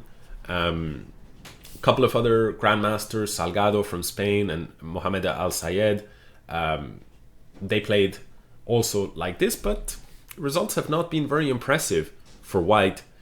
And yeah, the idea is for now white is up a pawn, but after queen a5 you're not going to hang on to it for too long. White went queen b3, creating pressure on the pawn on b7, saying if you take here, I guess I'm going to take this pawn on b7 and be up a pawn. That is actually how Ding Liren Grischuk went after knight d7. I think Grischuk, I guess, must have argued that similar to in like a Benko gambit or something like this, you've got a bunch of pressure here on the queen side, and so black is doing fine. Let's say, for example, this position Engine considers to be completely equal, and that's what happened in the game. There was some funkiness here with c takes d5. The point being, if you take, then this guy is falling. So we do something like this, and then the rook would fall with check. So instead, just c takes d5, and eventually this position was drawn, and it was drawn actually by lower rated players in 2017 as well. So this position does not seem to offer so much for white. Knight d7 was played, however, immediately without taking on a4, and after takes, rook c1. Now black plays this new move, rook a6. So queen takes a4 has been played a couple of times, both leading to a draw, which makes sense. It seems like now you definitely cannot take, because after rook b8 you've got this bishop hanging. And yes, rook b8, for example, did lead to one win by white. Feels to me a lot more passive. Why would you defend the pawn when you actually it's not white, when white cannot take it anyway? So queen takes a4 here makes a lot of sense in the position. Let's check with the engine, for example. It's given as completely equal. But Kirill has tried something funky with rook a6. Very wild move. And I guess the point is you still cannot take, because not because of rook b8, because rook b8, I guess rook c8. Check. And now the point is, after rook takes, queen takes, this bishop is fine. Let's say you get something like this. So white hangs on to his extra pawn. But I think the point is rook b6. And now the threat is to capture. And if you play a move like queen c7, you cannot take because I take your queen. But after knight e8, I don't see how you can keep this pin alive as white. If you drop the queen back now, I can take you. And the only way I see that you could keep the pin would be with a move like queen d8. But that seems kind of ridiculous, yeah, to put the queen. At the very least, black can force a draw. But maybe black has something else like knight d6. And if queen here, now I have some move like rook c8. And if queen takes e7, I have a move like rook e8. And then I take you here. I don't want to take immediately, because if I take immediately here, then he has queen takes d6. Although even this rook takes, knight takes, and queen takes should be quite decent for black with two pieces. So I'm not sure, guys, what we're thinking in the chat about this move rook a6, but it definitely seems like an ambitious move by Alekseenko. He wants maybe to take over the initiative with rook b6. Super interesting, and I think anything can happen in this game. I'm not a huge fan of the system that Wang Hao went for. I think in general, these Neo-Grunfeld setups are maybe not the most ambitious setups to try and press black at the highest levels. And if you do want to press black, I think these ideas like queen b3, I think Kramnik himself has played like this. Yeah, Nakamura even beat Kramnik from this position. I see a lot of big names have played like this. But somehow this knight d2 stuff with after a5 definitely, I mean, what am I talking about? At the end of the day, Caruana and Kramnik and Rajabov have all played like this as white. But for me, you see the stats here. You see that black is scoring a very heavy share. And I've looked at these positions as a Grunfeld player myself. I have to say, I don't see them as the best fighting ground to try and put pressure on black. But as I say, what do I know? If Caruana has repeated this on a couple of occasions, then take my comments with a pinch of salt. Nevertheless, I do think it's quite damning for black how poorly he scored at this high level. So for now, I think black is doing absolutely fine here. Let's take a look at MVL Grischuk. So MVL Grischuk, for those of you who weren't here before, it is a Berlin endgame. Grischuk has already defended one Berlin endgame successfully against Nepomniachtchi earlier in the tournament, and he actually defended it so well that by the time that the opening was done, it was actually Nepomniachtchi with the white pieces. He was on the back foot. Grischuk later said in an interview, he said he's looked at this stuff for hundreds and hundreds of hours. He's a great expert in the Berlin.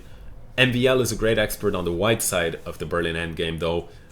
One of the few players at the elite who regularly takes up the challenge of the Berlin.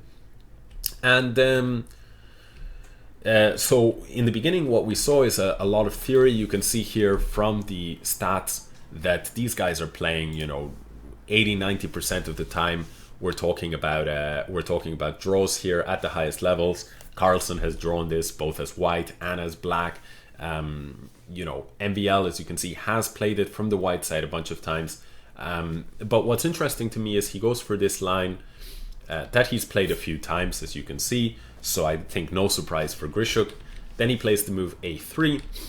And in this position here, what was interesting is that at this moment in time, after f takes g3, here we see that Grischuk went into a tremendous think. He really went into the tank here. Black played the move knight e7, and you can see his clock going from 1 hour and 43 minutes down to 51 minutes. And that's kind of surprising because we can see from the database that MVL had already played this position before against Nakamura, and there was another important game, Giri Nakamura, that reached the same position only last year. So it's interesting that Grischuk, maybe his I'm sure he's seen these games, but maybe his memory, there's so much to remember, of course, his memory might have gotten a bit fuzzy here. And so he started to think independently around here. He went knight e7, actually still following MVL against Nakamura. And here MVL deviated from that game. Against Nakamura, he had played g4. And as I showed on stream earlier, he actually obtained less than nothing and was in fact probably objectively lost at some point. So I think he wanted something different, and he's gone h4, keeping the situation more solid on the king side. The pawns are harder to attack. Everything is defending itself over here.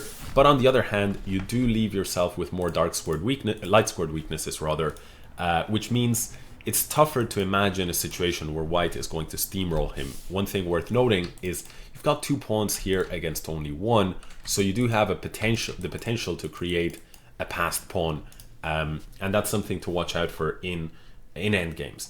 But for now, you've got opposite colored bishops, and that gives drawing possibilities, and white has a shattered structure on the queen side, which gives a lot of resources for black. So I think black's position is objectively fine here. I'm really curious to see how MVL will try to put pressure on Grischuk. If I were a betting man here, I'd bet this is going to be a draw, because Grischuk is just so damn good in these positions. He has so much experience, and I think objectively black should be capable of drawing.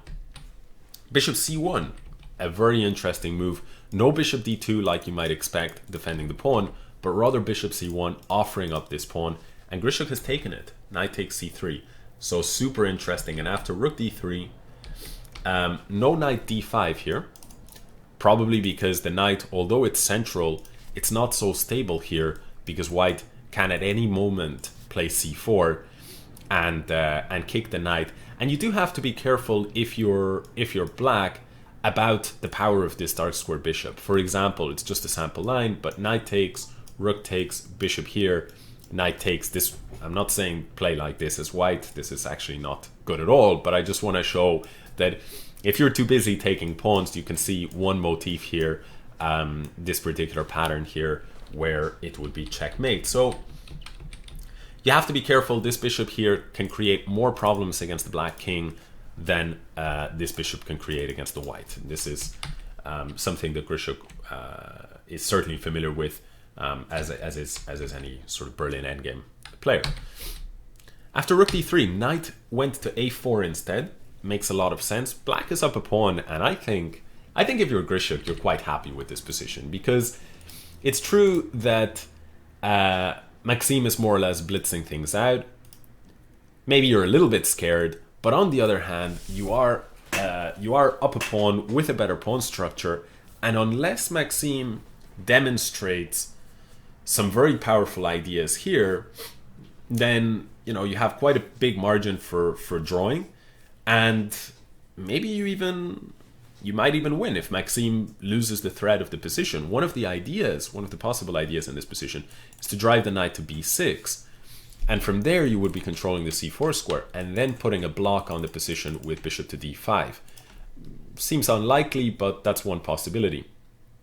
Another possibility at some point is rook d8, try and get a couple of rooks off the board. So it's really interesting. However, the elephant in the room when it comes to Alexander Grischuk is his time management, and you've got 16 minutes and 48 seconds for Grischuk here.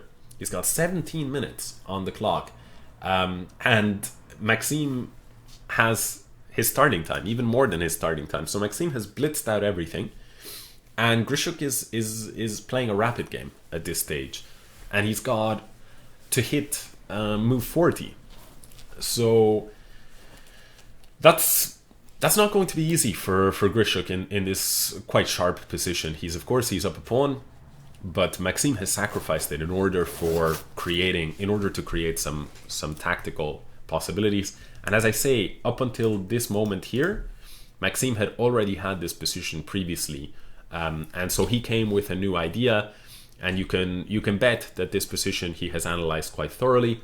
And Grischuk, he played maybe the most expected move in the position, knight to d5, and now this is when Maxime sacrifices a pawn. And you can see, look at the clock, 1:47 and 13, bishop c1 was played pretty much instantly by Maxime. So he's still in book, he's still in the lab.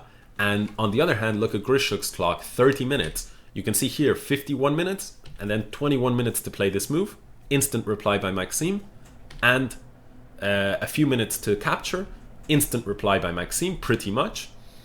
And now burning almost half your clock time to figure out where the knight goes. So I think, objectively speaking, I expect the position is perfectly fine for Grischuk, but in practice, given the fact that Maxime seems more familiar with this position and has so much more time on the clock, I think Maxime will be quite happy here as far as practical chances go.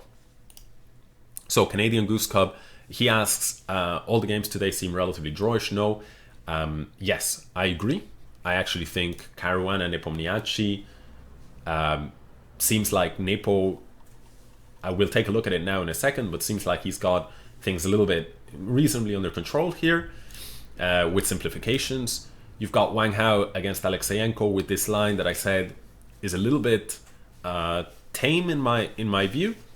And Alekseenko seems to be managing the situation well, playing this a5, a4 stuff is strong play.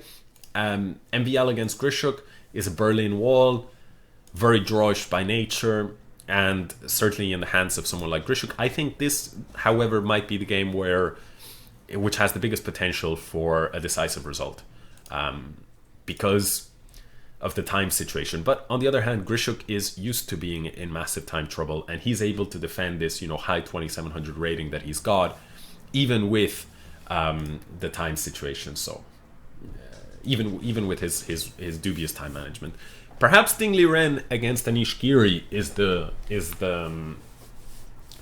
is the game with the most chances. It's interesting here, we had spoken about whether or not after h5 Ding would capture the pawn, or whether he'd just play a developing move with knight c3. And in the end, he did go for knight c3. Let's now take a look with the engine, what the engine thinks about queen takes c6. And the truth is, after bishop f5, the engine does not like it. So Giri was certainly not bluffing. We had looked at some lines like queen c3 and queen b2, trying to hang on to the pawn. But it seems that we were talking about d4 here without an engine. But with the engine, it's pointing that rook takes, queen takes, rook c8, and rook c2. And white is simply not getting his pieces out on the queen side. So that would just be losing for white. So Ding correctly didn't capture. He went knight to c3. The engine seems to prefer knight d2, although I definitely understand why you would put the knight on c3, because you want to drive it to a4 maybe in the future, and create a blockade of these pawns on the queen side. So that was expected for me, but maybe knight d2 makes a lot of sense, to put the knight on f3 and then to d4 or e5. So maybe this was a slight mistake from Ding. Ding went knight c3, h4, and now knight e2 instead. So he's going potentially to arrive at d4 anyway, but instead of 1, 2, 3, he does 1, 2, 3. And this opens up, of course, the possibility also to plant itself on f4. And after bishop d7, that is what he does. He puts the knight on f4 instead. I like d4 here. And then, you know, if you do something like rook c8, maybe try and drive the queen to c5. But the engine is unimpressed with this approach. I like it because it creates a blockade of these pawns and the pieces look very nice. But apparently after this, and this, maybe this is the issue, black gets in his break and he doesn't really care that you're blockading him, because at the end of the day, the pawns are safe. Your bishop is looking a little bit silly here. This idea from Giri, quite smart in these variations, so maybe it's not so good. Okay, so knight e2, bishop d7, knight f4, takes, is how the game went, and now rook c8. Oh, so this is really interesting here, that Giri, the last move, while we still have the engine on, the last move, the engine really does not like. Maybe Giri has missed one particular idea, which is that after knight d3, where exactly are you putting your queen? There is some danger. For example, if you go queen g4, knight e5, something like this, then taking here, the bishop is usually stronger than the knight in a position like this, where there are pawns on every side of the board. And this position as well, with the more fractured structure, you can see white has one pawn chain here, another pawn chain here, whereas black, he's got 3 separate pawn chains. So this position would be very nice, very comfortable for white, not so attractive for black, it seems to me. So he can't do this. Instead, he'll do something like queen d6 if Ding goes like this. But now queen comes to c5, and you don't really want to exchange because this guy is too weak and rook is coming, knight is coming, and so you have to go passive again. And now maybe knight goes to f4, creating threats like taking, because you can never take back because of queen takes queen. Or what the engine seems to prefer is some move like queen c3 or queen d4. And apparently a little bit of a pull for white here, with the pieces coming to good squares and this structure not being ideal. But it's very hard for human to understand what's the difference between a move like rook c8, supernatural here, just defending the pawn on c6, versus rook e8, where the computer on the other hand considers that this position is equal, because the difference is after this you can go to g4 because there is no knight e5 because the rook controls. So it seems that maybe Anish Giri, who has not had the best start to the tournament, maybe Anish is maybe there is some potential for Ding to put him under a little bit of pressure. And it would be really interesting actually if Ding manages to win. Then after 2 losses he would have 2 wins.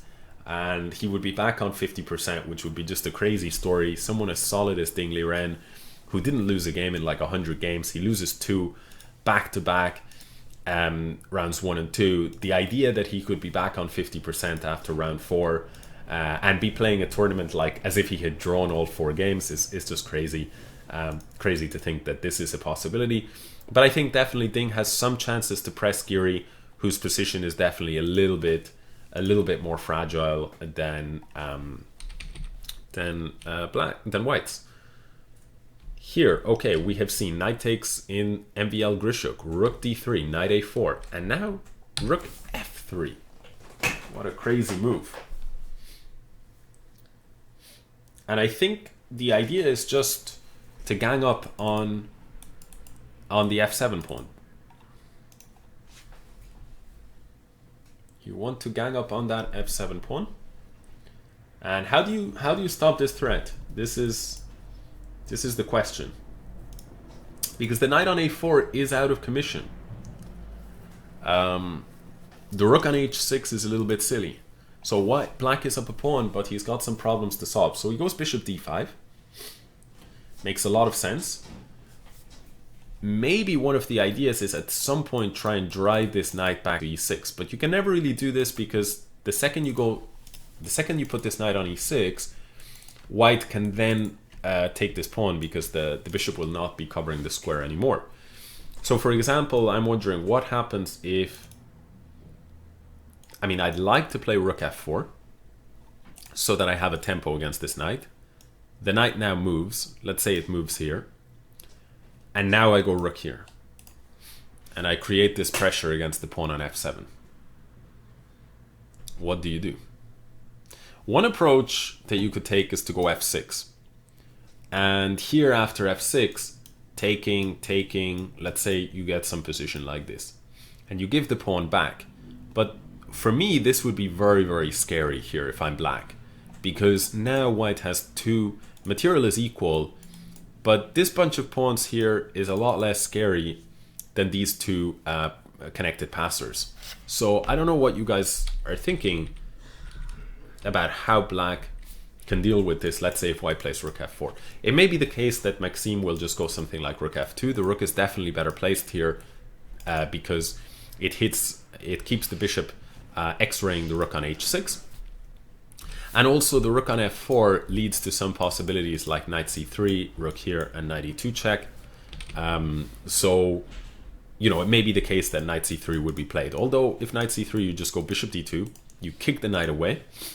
The knight has no good square, and then you put your rook on f1. So, you know, maybe Maxime will go rook f2, but for me, the first move to consider is rook f4, hitting the knight. It seems like knight c5 makes the most sense, and now rook f1.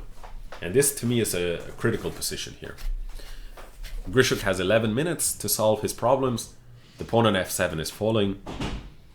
And as I say, if you do something like f6, and all of these guys come off the board, the problem is these 2 passers looks super scary.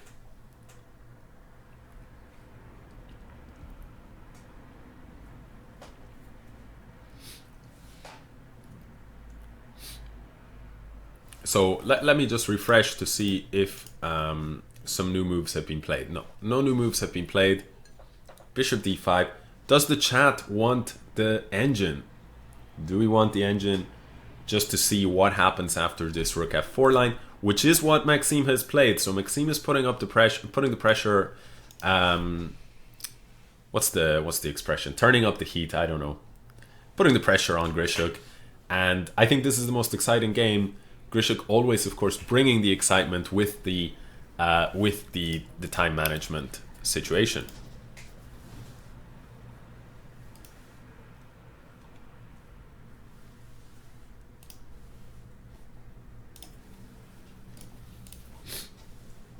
By the way, Lichess has a reporter in Ekaterinburg. So he said to me earlier, if you have any questions you want me to ask the players, I can try to record a short interview with them, either this round or maybe some future round. I can send you the MP4 and you can play it on stream. But you could also ask the stream if they have any questions they want to ask the players, and I can try to do that. No guarantees, but our mole on the ground can try to ask. So if any of you guys have any questions, preferably civil and legal, then ask away. Is there such a thing as an illegal question? Probably not, but I think you guys know what I mean. Schlingel for Life asks, how much time does MBL have? Pretty much his starting time. You start with 1 hour and 40, he's got 1 hour and 37. So he's, of course there is the increment, so he got 30 seconds increment every move. So he's had like roughly 10 minutes of extra time, and he's burned 3 minutes. So yeah, I guess he's used up about 15 minutes of it on his clock at most time.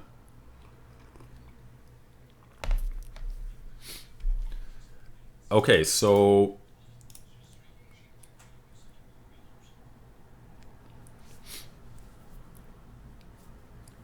has Ding been asked about how he feels about FIDE's decision to allow the tournament to continue? I haven't heard about it. I know that Wang Hao was asked in the press conference what he felt about the way in which the tournament was being organized, and it was very funny that he was asked about like how he felt about the precautions that were being put in place to protect the players, and he basically just said, well, the precaution that should have been put in place is the tournament shouldn't have gone ahead. It's ridiculous and it's very bad. And this he said after his win over Ding Liren with the black pieces in round 1. So he was not happy at all. And the reporter actually asked him then afterwards. She said, yeah, okay, fair enough. That's your stance on this, but what about once the tournament has actually started? What do you think about the precautions there? And he also wasn't impressed. He also wasn't impressed about this situation, about allowing too many people at the same time and things like this. But okay, this I guess are topics that have already been discussed very extensively. So yeah, I guess we won't revisit them further. Midnight Rhino says, I lost track. Is Rajabov playing? I don't know if Midnight Rhino is trolling us here, but Rajabov did actually leave the tournament because of he withdrew from the tournament at a late stage because of fears around the handling of the coronavirus, and specifically that the tournament shouldn't have gone ahead under these circumstances. And so essentially it was a disagreement with FIDE's decision. And so at the last minute, that he was replaced by Maxime Vachier-Lagrave, whose game we're now looking at against Alexander Grischuk. So, White did play Rook F4. Black dropped the knight not to C5 but to B6. I guess arguing that on C5, first of all, it's less stable. It can be hit and it's undefended. Also, from B6, I guess he's arguing that the D5 square in the future and the D7 square are more attractive than if you're here, where you do share the D7 square. But I guess the point is that the E6 square is not very attractive because, as I said, if you ever put the knight on E6, then this pawn on F7 will fall because the bishop is no longer covering the square. So maybe what Grischuk wants is to drop the bishop back to E6 when he gets the chance and put the knight on D5. Alternatively, maybe what he wants is to put the knight on C4 in the future. White does go rook E to F1. This has been the plan all along. And here is Grischuk's response, rook G6. Very, very quickly played. But man, this is looking scary. So I think the idea is if you play knight takes F7, you want rook takes G3. Now, king here does not seem too attractive because it cuts off the rook. Among other things, maybe you could even play a line like this. The point being that if you take this bishop, then the knight is hanging, and black seems to be doing fine. He's actually up a pawn in this variation. So I think pretty much certainly you would go to H2. Now the rook is hanging, so you would play rook g2 check, and now the king comes to h3.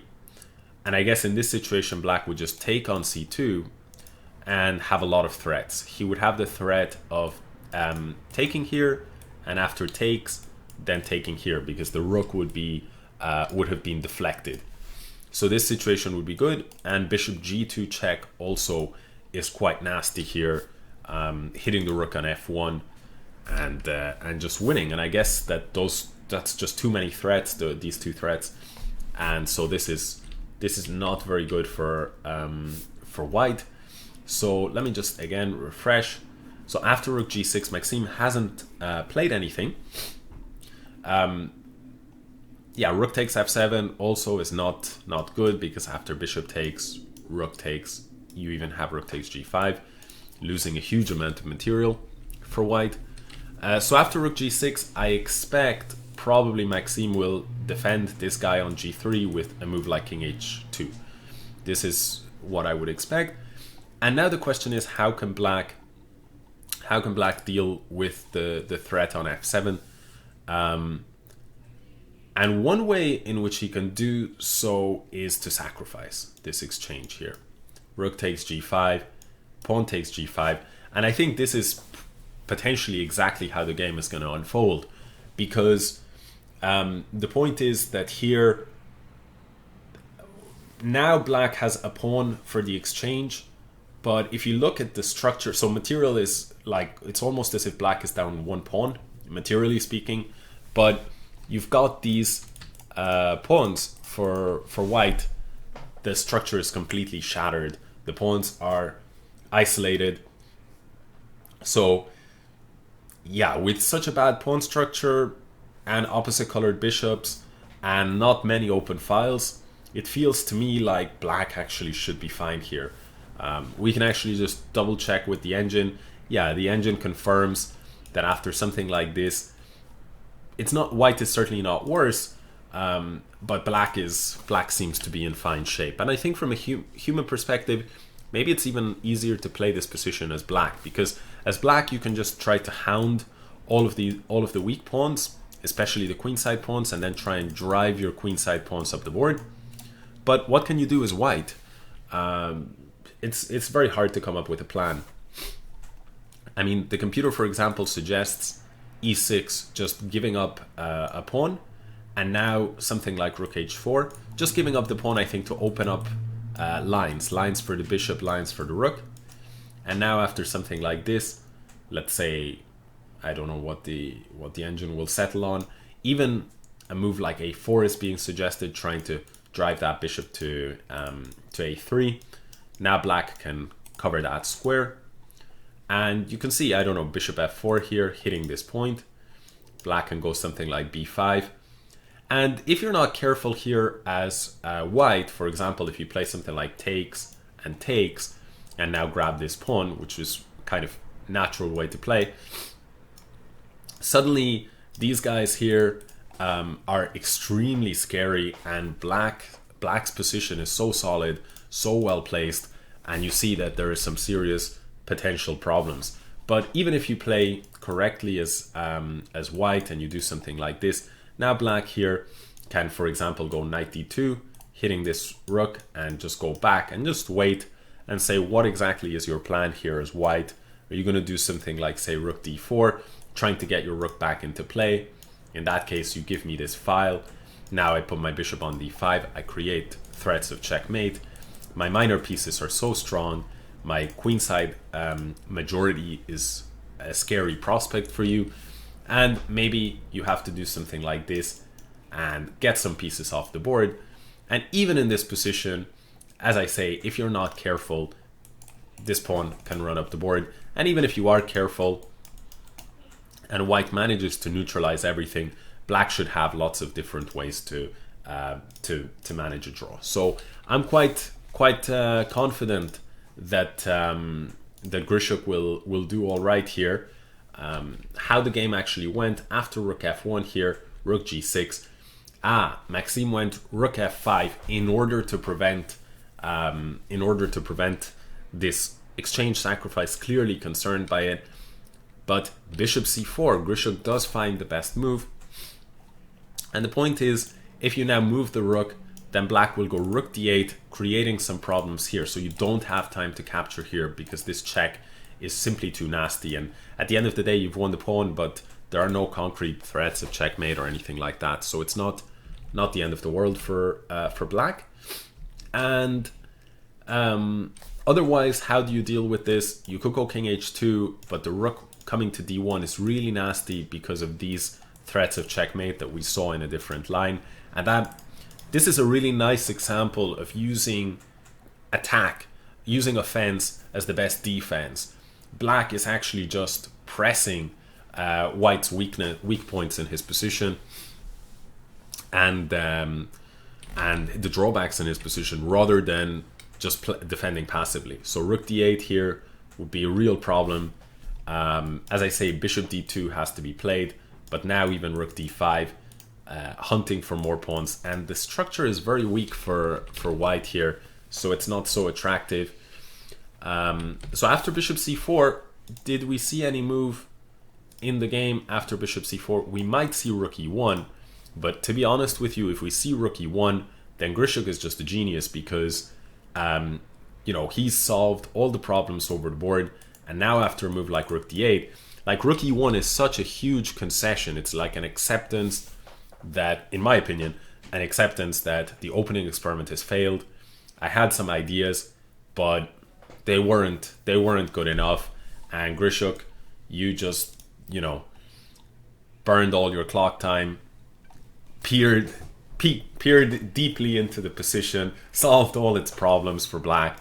And now after some move like rook d8, I don't have any pressure against f7 because I had to deal with my other problems in the position. You didn't give me enough time. Now at this point, white might just be saying, okay, let's play a position. Let's say after something like king h2, let's play a position where, look, my pieces are more active than yours. I have overall quite nice pieces, and so that gives me enough compensation for the pawn and the bad structure.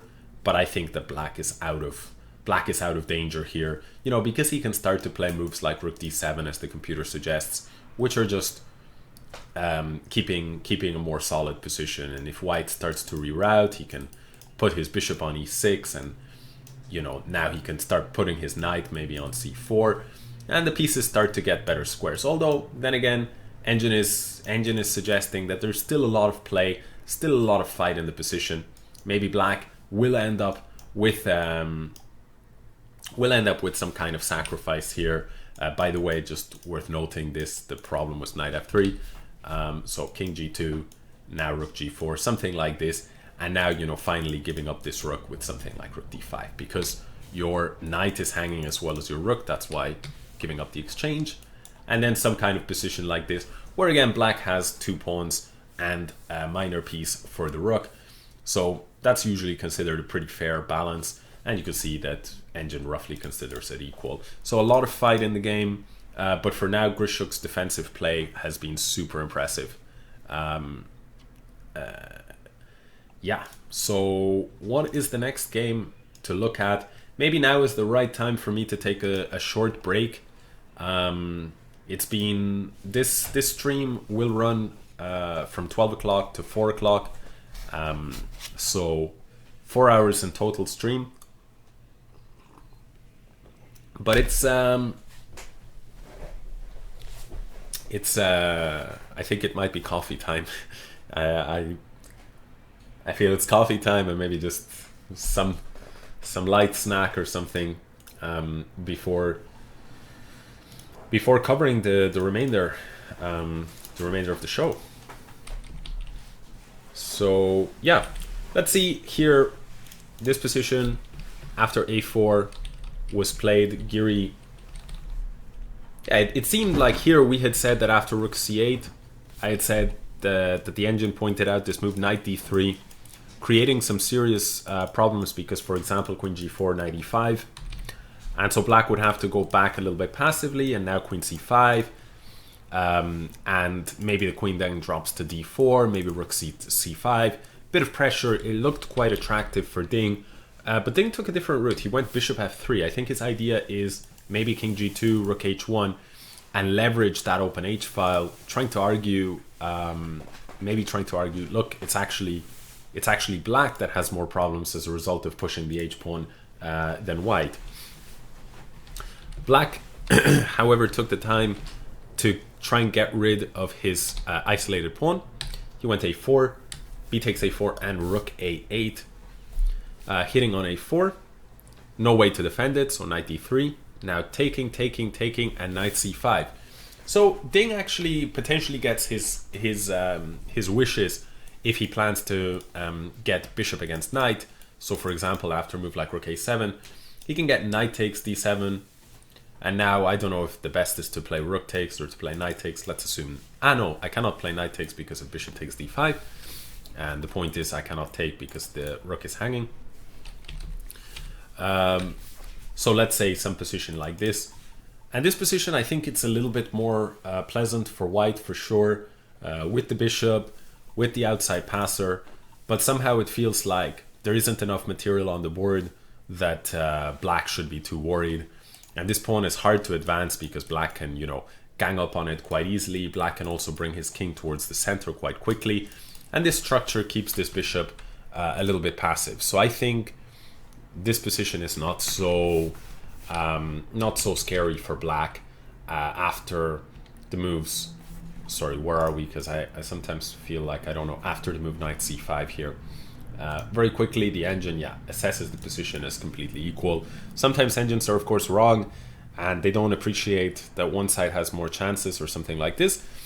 But in this case, I think the engine, at least my impression of this position is that Giri should be quite comfortable, and maybe Ding missed his slight chance here when the engine here was calling for knight d3. Although having said that, at a higher depth, the engine now starts to say that it's not much of a try. So maybe Anish is just too good at making draws, but we won't rehash old jokes. Looks to me like Anish is guiding it towards a draw, which would be a good result for him against the Ding Liren, who started badly, but who did crush Fabiano Caruana yesterday. So, or rather in the last round. So yeah, we know how dangerous Ding can be, and for Giri it would be a very respectable result. Very quickly before I break, it's still bishop to c4 here for Mr. MBL. This is the problem he has to deal with, and he is in a tough psychological position because we always talk about the problems that Grischuk faces by using up so much time, but psychologically it's not easy to play against someone of Grischuk's profile. He's such an amazing blitz player, so he will continue to play really well, but at the same time that you have chances if you just play that little bit faster. You also have more chances than if you let Grischuk. You don't want to let Grischuk think too much on your clock, so you want to play faster. But if you play faster, you might make a mistake, and Grischuk might just play perfectly against you, even with under 10 minutes on the clock. He's one of few players in the world who can actually do that. So MVL in a tough psychological spot. Wang Hao against Alekseenko. Some more moves. C takes d5, C takes here. This was the novelty, according at least to the Lichess Masters database. And after e3, there came queen takes a4, bishop f1. Now the queens came off, and now more exchanges. And to be honest, the structure here, we can see it's very much near symmetrical. If this pawn were to be on e6, it would be completely symmetrical. White has a more active light squared bishop than, for example, this dark squared bishop. So, for example, to follow symmetry, it would be to put e6 and bishop f8. That would be an achievement for black. But on the other hand, the black light squared bishop is more active than this bishop here on b2 for now. So I think it's maybe around equal overall, this disparity. And black has all of his pieces developed. If white captures with the rook, black might just take over the c file potentially. If white captures with the bishop, then maybe black will take over the a file. I guess one question would be what happens in the event of some position like, say, rook c8, rook a7. Something like this. Can white say, actually everything is solid, this defends here, this defends here. So even if you break in on the c file, I'll just do something like bishop a3. And at the end of the day, I'm not so worried about attacks on this. But I don't really believe this. Yes, it's true white is threatening to win this pawn and even maybe the pawn on e7. But it feels like black should have some kind of resource, even a move like rook a2. Suddenly you cannot take here because the rook is hanging, you cannot take here because the bishop is hanging. And if you play a move like bishop c5 and we get the rooks off the board, then black, I really believe, has absolutely no problems. Otherwise, how are you going to kick this guy out? The bishop here playing an active role means you don't have ideas like knight b1 or knight c3. And so I think this position is very good for black. You can see the engine, the engine suggests it's approximately equal. And in this position, indeed, rook a2 is the concrete problem. So I think overall, here it doesn't seem like there's so much for Wang Hao to claim in this position. Looks like Alekseenko has up until now diffused this idea really well. So to me, this looks like it's heading towards a draw. But again, they're 16 moves in. They've burned about an hour each on the clock. Enough minor pieces. All the minor pieces are still on the board. So enough life remains in the position that somebody can trick the other. But for now, objectively, I think it's just equal. The Caruana Nepomniachtchi game is the last one we'll take a look at before the break. We'll just revise what developments have happened. So here, there was this exchange, and Caruana is banking on this pawn on d5. Nepomniachtchi just chops everything. I mean, look at the strategy that Nepo has had. Of course, it's a typical Grunfeld strategy in many situations, but I think it's also a strategy that he would, if I played this line against Nepo, you can be pretty damn sure that he wouldn't just exchange everything, right? He would try and keep more tension in the board, tension in the position. But after bishop d3, we see chop here, offer of another exchange, chop, offer of another exchange, offer of another exchange here, offer of another exchange, chop, and chop, and chop, and offer of another exchange. So you can see really the strategy that Nepo is bringing to the table in this game. I think he's perfectly happy with a draw. And to be honest with you, I think he's very close to making it. I mean, I'm not sure. After queen a3, I'm not sure. Maybe this is something for Fabi. I don't know. I mean, certainly Fabi has no risk here, I think. Yes, it's true that black has this majority on the queen side, but this is a very hard majority to activate. Takes a very long time before you have a passed pawn. This is already a passed pawn, and the pawn on h6 is a bit of a nuisance for black because it does create some mating nets and problems along those lines. So after queen a3 comes queen c2, and yeah, the queens have stayed on the board.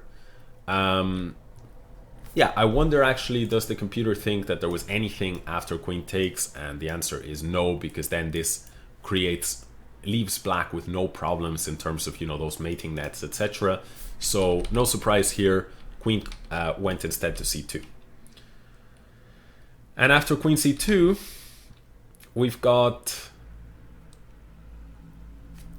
just got a game where white is a little bit better for sure. And I think this game could actually go quite a long time, now that I think about it, because what white probably wants to do is play something like g3, so that there's not so many perpetual possibilities. Put the queen on c6, if checked, put the king on g2, put the bishop on f4, and start to push the pawn. I think that's the plan that is going to scare Nepo. And the question for Nepo is, how exactly do you deal with this? I mean, one idea would be a move like even bishop c5, saying to white, actually, I can afford to go into this endgame. So if we take everything, the point is, after d6, I am in time. to stop the pawn.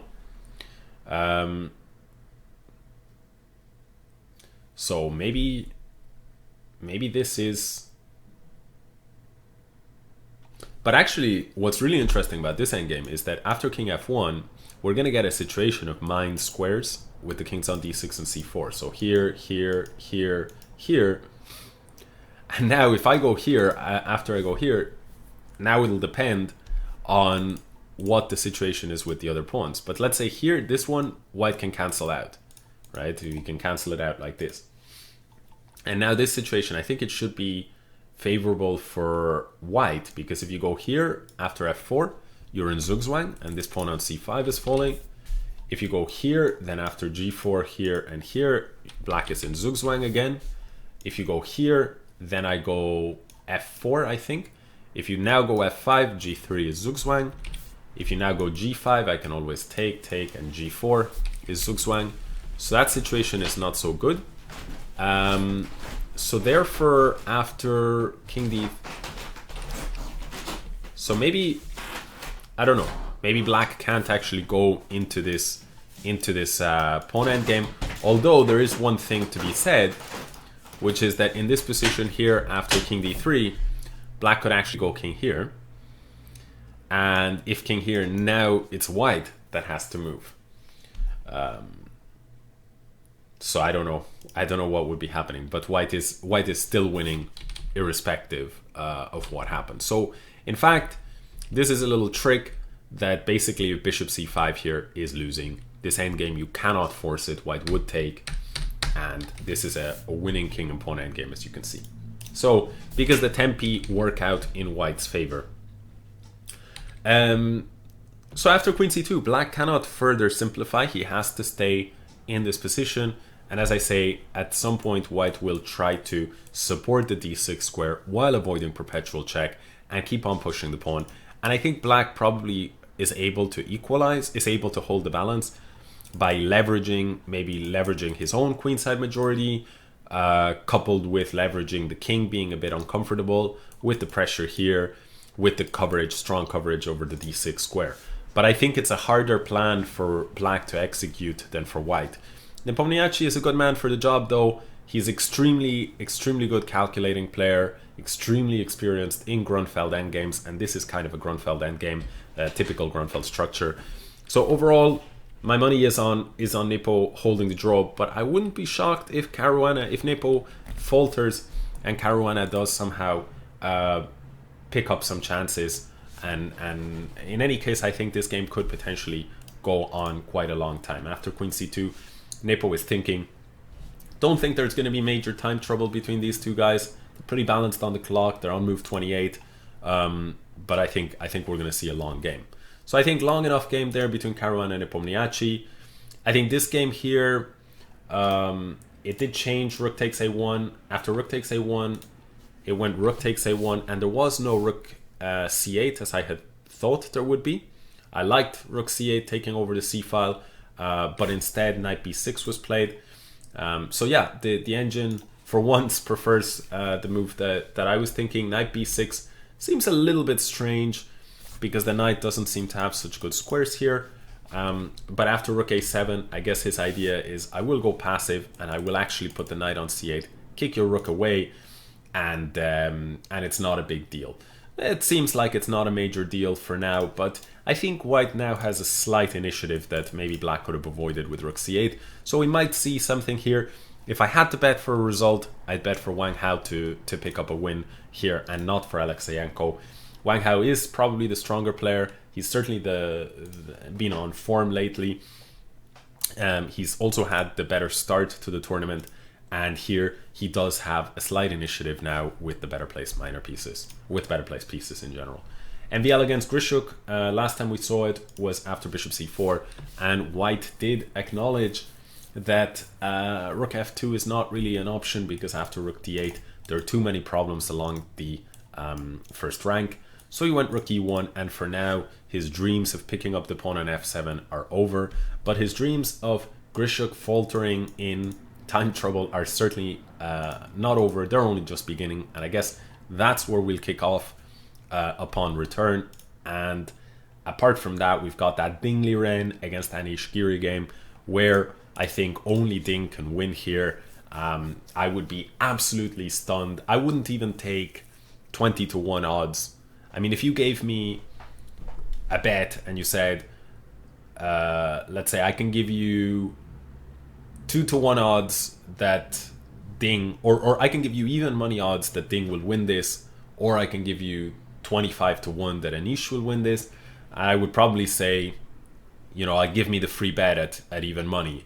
I just think that the chances of a draw are extremely high here, but I think Anish is, I think they're playing for 2 results here, either a white win or a draw. With the draw being the most likely result. I'll leave you guys on the break. I'll leave you guys with this particular position here, and I'll just make a note. I'll just write some text to say I'm on break.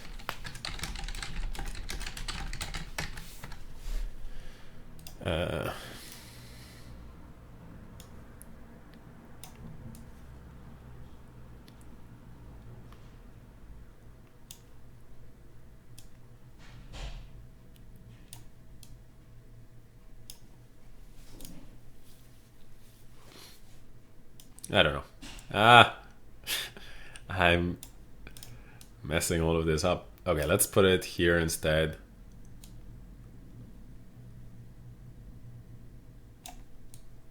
Okay, on break. Back soon. Let's remove this. No, let's not remove that. It looks better like this. On break, back soon. I'll leave you guys with this board. I'm going to go make myself a coffee and grab a quick snack. Just take a few minutes break. And see you guys for the remaining hour and a half or so of commentary once I'm back. So see you soon.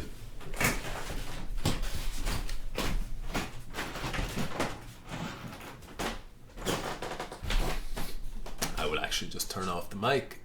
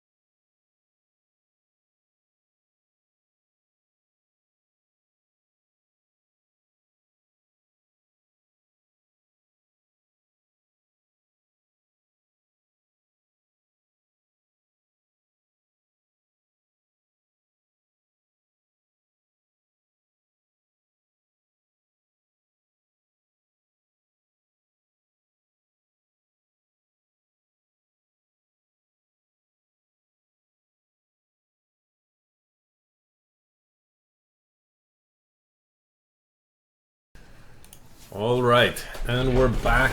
I guess it's been something like a 15-minute break or so, maybe slightly more. I presume viewer figures are down, but maybe not. I don't know. Seems like they're okay. They've been quite stable. So what have we missed? Can somebody in the chat let me know before I've checked the games? Is there anything that is... Ooh... Sasha fell. Bye-bye, Sasha. In the trap. It's a trap, Sasha. Sasha no longer bullet champ. Sasha blundered. Grischuk blundered. Goodbye, Sasha. F for respect, presumably. MVL probably rubbing his hands right now in villainous glee. Sasha is done for.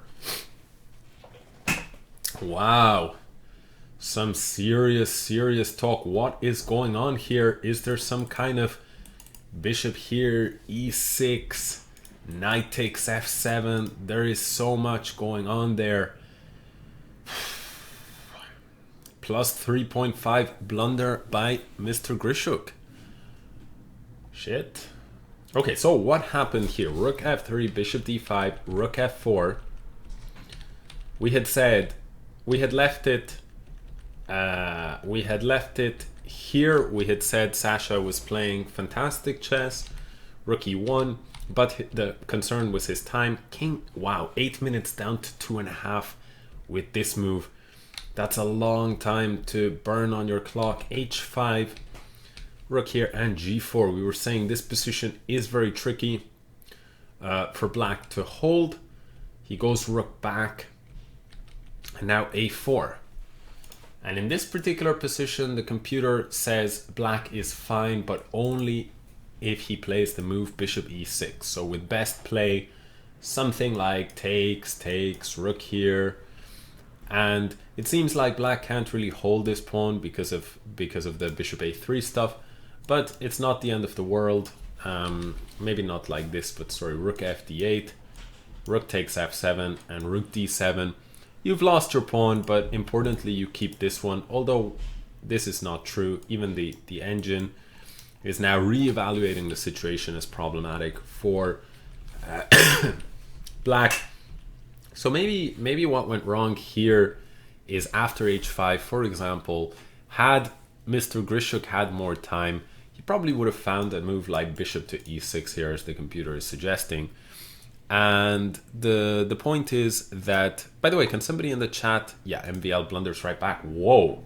So that's huge news there from Caspervid. We'll take a look now in a second. But if a move like bishop to e6 here, looks like black was in fantastic shape. The point is, after takes, we just take here.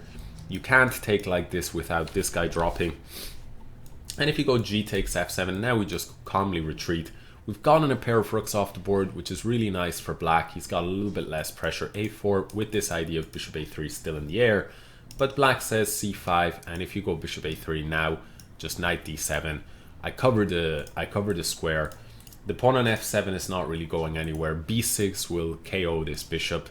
And actually the reality is that black is in great control there. Maybe it seems like after this, yeah, white maybe, I don't know, maybe has some path towards some kind of equality, but black seems to be the only one with chances after bishop e6 here.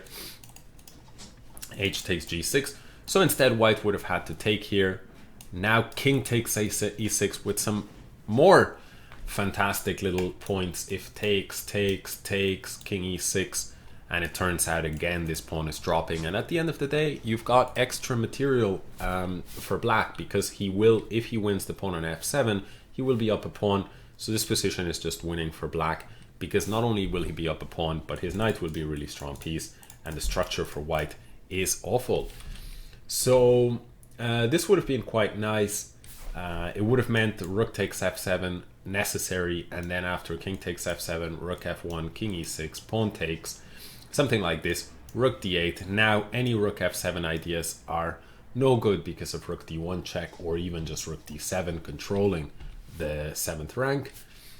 And yeah, bishop g5, rook d5, something like this, and you can see that after rook f7 here, still rook d7.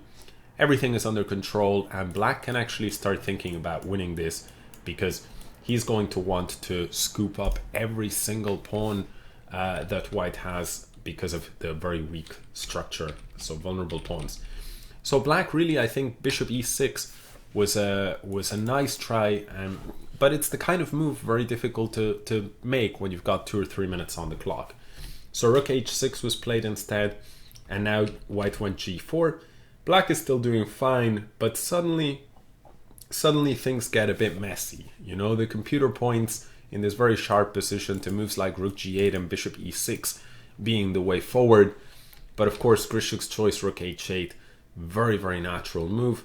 And now white, after a4, creates some nice ideas. Knight takes a4. And whoa, this is the moment where black is saying, where everybody was saying, Grischuk is in trouble. A4 was a trap. Somebody was even poetically saying that MVL will be rubbing his hands in villainous glee, which I quite like this expression. And the reason for this was this powerful move, rook e4. Now, MVL, if he doesn't convert this, he is going to be absolutely kicking himself. For a player like MVL, tactically so strong, this move is not something that you know, it's not above your pay grade, right? To understand what's going on with this. If you ask me, do I understand it? Can I explain to you right now without the help of an engine exactly what's going on? My answer would be absolutely not. You know, well, my answer might be yes, of course, if I feel I can bluff you guys. But since I'm live on air with quite a bunch of people watching, probably can't bluff you guys. So I think my answer is going to be I'm still not quite certain why it's so strong. For example, the engine shows the line bishop e6 here, knight takes e6, f takes e6, bishop g5 check, king e8, rook f3, b5, and I guess some rook ef4. This we'll show it in a second. This I can understand. Basically, the king on e8 is stuck. Black's rooks are disconnected. White's rooks are doubled up on the f-file. So no rook f8 is in the air. And white threatens to penetrate into the black position with rook f7 next move. So I absolutely understand this, this position as being quite bad. But the question is, after rook e4, why is bishop e6 the best move? Why can black not hang on with a move like b5? And so, because then if bishop check, then you have c5. But what I'm guessing is going on here. What is going on here? I guess maybe you're just rook takes, pawn takes, rook takes f7 check, king moves. You've sacrificed an exchange, but the problem is after rook takes g7, you've got 3 passed pawns. e5, g4, h5, and the situation is looking pretty nasty. Let's double check that that's the case, but I'm pretty sure that that's what the issue is. Yeah, and indeed, rook takes c4, takes, rook takes f7, and now, well, I was saying rook takes g7, which is winning, but maybe rook takes c7 is even stronger. In any case, the rook, knight, bishop are extremely strong, and the pawns are also extremely strong. White is down in exchange, but black is just paralyzed, and this position is completely losing. If, on the other hand, you go bishop to b5, then the point is much easier. Just the pawn on f7 is falling. If you go knight to b6, now the point is bishop a3 check is now possible. There is no way to block the impact of the bishop. And here, maybe this is what was missed by MVL. Knight takes f7 here is crushing. The point is, after bishop takes f7, white goes e6, and you cannot save the bishop because of the checkmate on f8. And if you go bishop takes h5, well, first of all, this is just winning here, and white can actually be even more clever and go rook f4, creating this nasty, nasty threat of checkmate here, forcing black to first give up a knight in order to prevent it, and then, of course, that bishop still hangs. And when the dust settles, white is up a piece, and with it, he would win the game. So we can safely say that in this position here, well, MVL was one move away from a win. By the way, I should really remove the on break back soon sign. That might be a strong start. Let me just go ahead and remove this. There we go. So yeah, so this rook e4, we can safely say MVL was one move away from beating Grischuk in this tournament, and I think he's going to be very, very upset when this dawns on him. He's going to be extremely upset, because I think he's fallen for a trap that so many players, myself included, have fallen for too many times. But it's not really a trap as much as it is just a very difficult balance to strike. How do you strike the balance between, on the one hand, playing fast enough to pressure your opponent who is in terrible time trouble, and on the other hand, playing slow enough that you don't overlook crushing tactical ideas like rook e4. To me, the difference between MVL finding rook e4 and not finding rook e4 is just that he didn't spend much time. Here he played bishop a3 check after 2 minutes.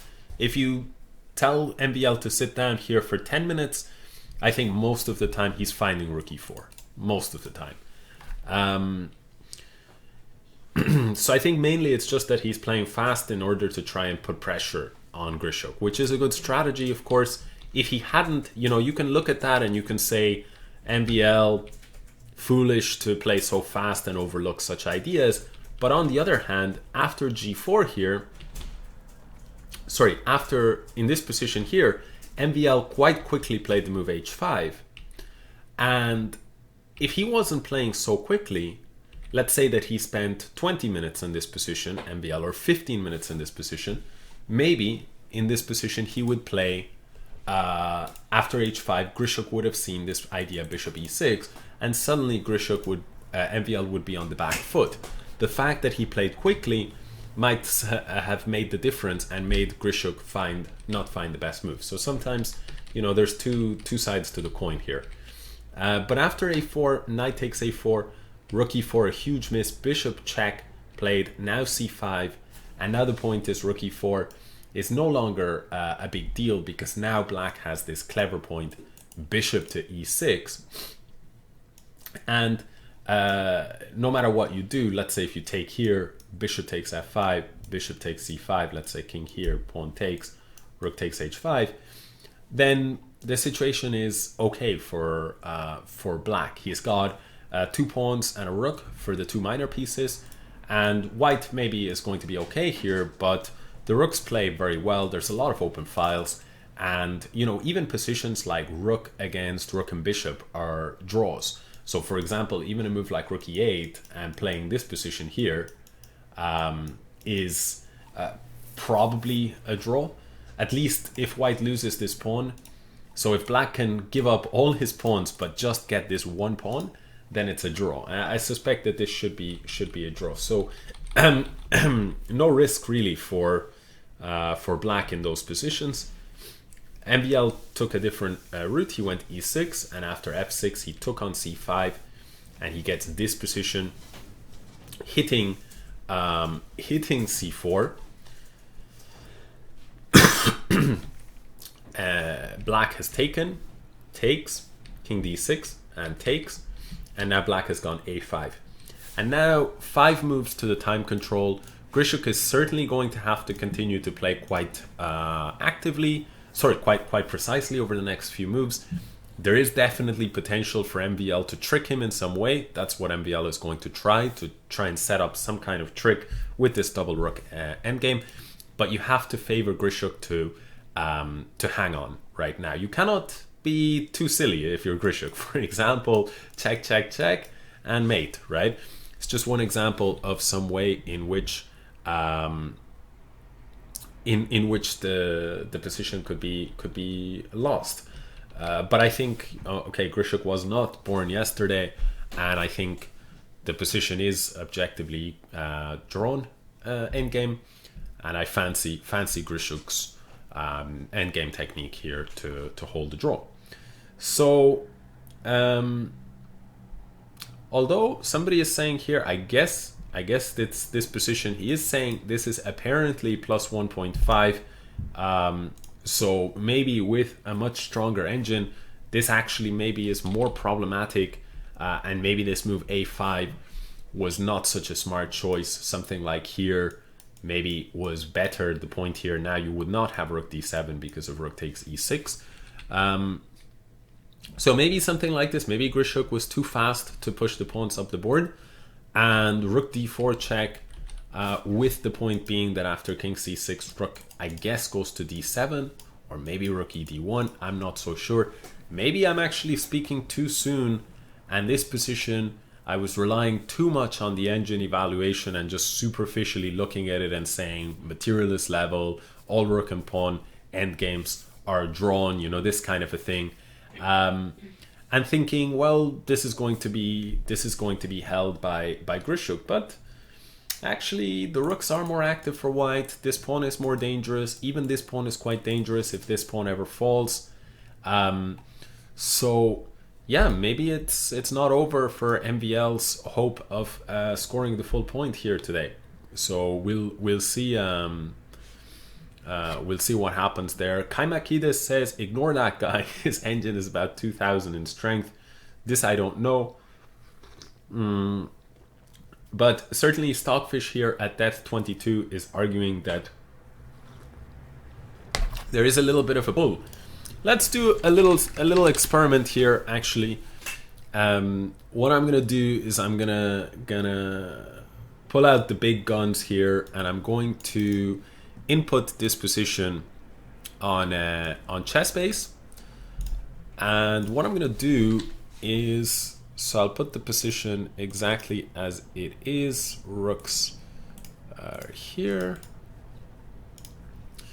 And then I'll feed you guys the evaluation of Lila from this position. Lila is a very, very strong engine based on the Alpha Zero kind of learning method of, you know, neural network. I don't know too much about the technical side of this, but basically it works very differently to Stockfish in that it is self-taught, and Lila Chess is this sort of open source equivalent of Alpha Zero, which is, of course, is what the program that crushed Stockfish, that was developed by DeepMind, which is a branch of Google. So we're going to put this position here after a5, rook d4 check, and in fact, let me put this position here after a5 instead, and then we'll see what the evaluation is. We'll try and get to the truth of this position. So I've put the position in, and now I'm gonna just add a kibitzer. Let me go ahead and do this. Let me go ahead and do this. So let's see. Okay. All right. So what does the engine say? So in fact, at depth 56, Stockfish gives this position as equal, which I would trust. And currently my version here of Lila, which is pretty strong, is giving the position also as equal. It says that in this position, let me just see, has anything actually been played? It has not. So Lila says rook d4 check, king c6 necessary. Very important to get that move. And then after rook d7, it says just rook g8 here. And after rook d1, it says here black needs to find a4. So we're seeing that actually it's not at all easy from a human perspective. And here, for example, it gives several moves as possible here for white. Rook 7 to d3, it gives us best. e7, it also gives us a possibility. Rook 7 to d6 check, it gives us a possibility. And even just a king move, I guess, with some intention to march the king up the board at some point, or to just step of this file if ever something happens that's messy, you know, with pawns promoting. But for example, e7 here, it's interesting because black has to find a3 in response, and then white can go rook d8, and black here has to play a2. Anything else loses. And here white goes king g2, again sidestepping. This was the same idea, king g2. Now black has to find, according to the computer, a1 queen. And the point is, after rook takes a1 here, rook takes a1, now black takes here, and takes here. And it seems that with perfect play, black is able to hold this position. But you can see this is just a little bit of quick analysis. But the point of this analysis was to try and show that it's actually not so easy, to play the black side of this position. So I think it's very possible that Maxime will score the full point here, but at the same time it's also, I'm sure, quite easy for white to make mistakes. Let's move on to a different game, although of course we'll be keeping a close eye on this because there's 1 minute to go. So yeah, let's see what is happening in the other games. Okay, let's turn off the engine and use the most powerful engine going, which is my brain. That's an absolutely awful joke. Apologies. That might be a contender for worst joke in the stream so far, certainly, but maybe in all streams combined. And I wouldn't blame you guys if you immediately exit the stream in protest. But anyway, I'm not paid for my sense of humor, although I should be. So let's go back. Queen d3, queen b4, and queen a3, queen c2. We had left it around here. Queen a5 played, and now queen d1. White wants to just push this pawn forward, and black, of course, does not want that. So bishop d6 played, and we had talked about this g3 idea in the past, not only securing the f4 square to play bishop f4, but also giving some more space for the king to avoid some perpetual check possibilities. The first thing that comes to mind here is that, of course, you can absolutely take this pawn, but after bishop f4, I guess there is some danger. This is the first thing, and the other thing, I guess, that is even more strong is queen d4. Now we see the value of that pawn on h6 of Caruana's deep ideas in this position, and you know, black now needs to deal with this with a move like bishop f8, but then suddenly the pawn starts marching forward, and it's not easy at all for black to stop this pawn. I actually just don't see, because once it gets to d7, bishop e7 can never be played because of queen g7. The extra pawn for black is irrelevant. These guys are not going anywhere anytime soon, and so yeah, the position is just over. So I don't think that can be played. We can just very quickly double check with the engine that this is indeed, yeah, plus 18 should be enough for Caruana to convert. So in fact, black did not do this, and he played king f8, which makes a lot of sense, trying to bring his king over towards the center of the board. But it's scary. It's a scary move to play, because after some move like, for example, queen d4, white is going to have some queen g7 ideas, taking the pawn, and this h pawn is going to be just as deadly as the d pawn, if not more.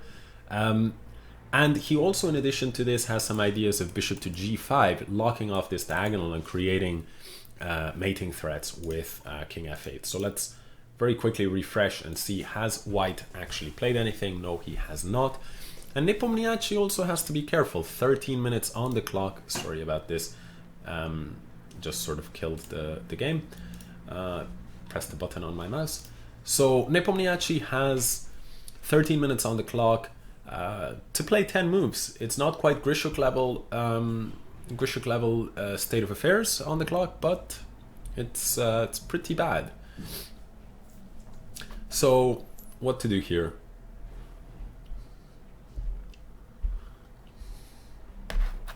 It's hard to say.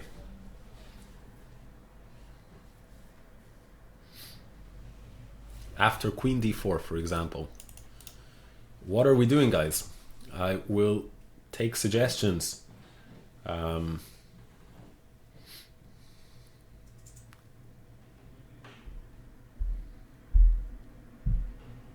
Okay, so somebody in the chat, Kamakides, actually says, Alex, do you think Fabi has winning chances if he finds queen d4? I think that finding queen d4 is the least of Fabi's concerns, in the sense that I think queen d4 is the most, let's say, the most natural move in this position. Centralizing the queen, getting on this diagonal, creating threats of queen g7, creating threats of bishop g5. You know, I think this move, it's not about finding it. For sure he's looking at it. I think it's the move that he'll look at first. The only question is if for some reason he opts for something else in the end. He's more attracted to something else still in the end. So he plays queen f3. Not quite sure why Fabiano feels that the queen on f3 is better than on d4. And let's see what the engine thinks. Queen f3, yeah, the engine does not especially like queen f3. Queen d4, I'm really surprised. I think this is a case of Fabiano just sort of overthinking it a little bit. Maybe some slight case of nerves, because I feel like queen in the center is just a much more natural square than f3. And then, okay, black would have had to play king e7. I guess that what Fabiano was concerned about is, yes, the queen is here and it looks great, but you can never really go queen g7, because after I take, queen d1 check, you're never escaping the checks, because after here, there's this check, after here, there's this check. So it's just check, forever. So I think the way Fabiano was probably looking at it is, this is not that interesting. If I go some move like this position is not that interesting either. I can't break through here. If I go here, I'll go back. And then maybe he also looked at this check here, but felt, again, after the king goes to e8, what's so exciting about this position? You know, the engine, for example, gives this check, and queen d4 is just a repetition. So bishop d4 is, you know, definitely an idea, with bishop check and queen mate to follow. So black plays queen b5 in order to cover that square.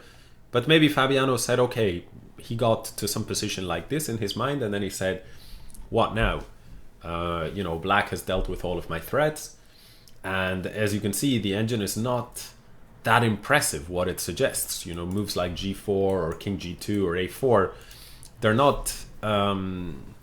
not very scary moves to deal with. And it seems to suggest like maybe white has something here, but it's very sophisticated and it's quite slow. It's more like a squeeze here. So I guess Caruana probably looked at some stuff like this and said, I'm not convinced, and he put his queen on f3. What exactly the idea is of queen on f3 versus queen d4, my guess would be that one of the points is that against queen d4, black has the move king e7, but now against queen f3, if you go king e7, the point is bishop g5 check, and now it's really different. You cannot go here because of queen takes, and if you go king e8, now I have queen f6.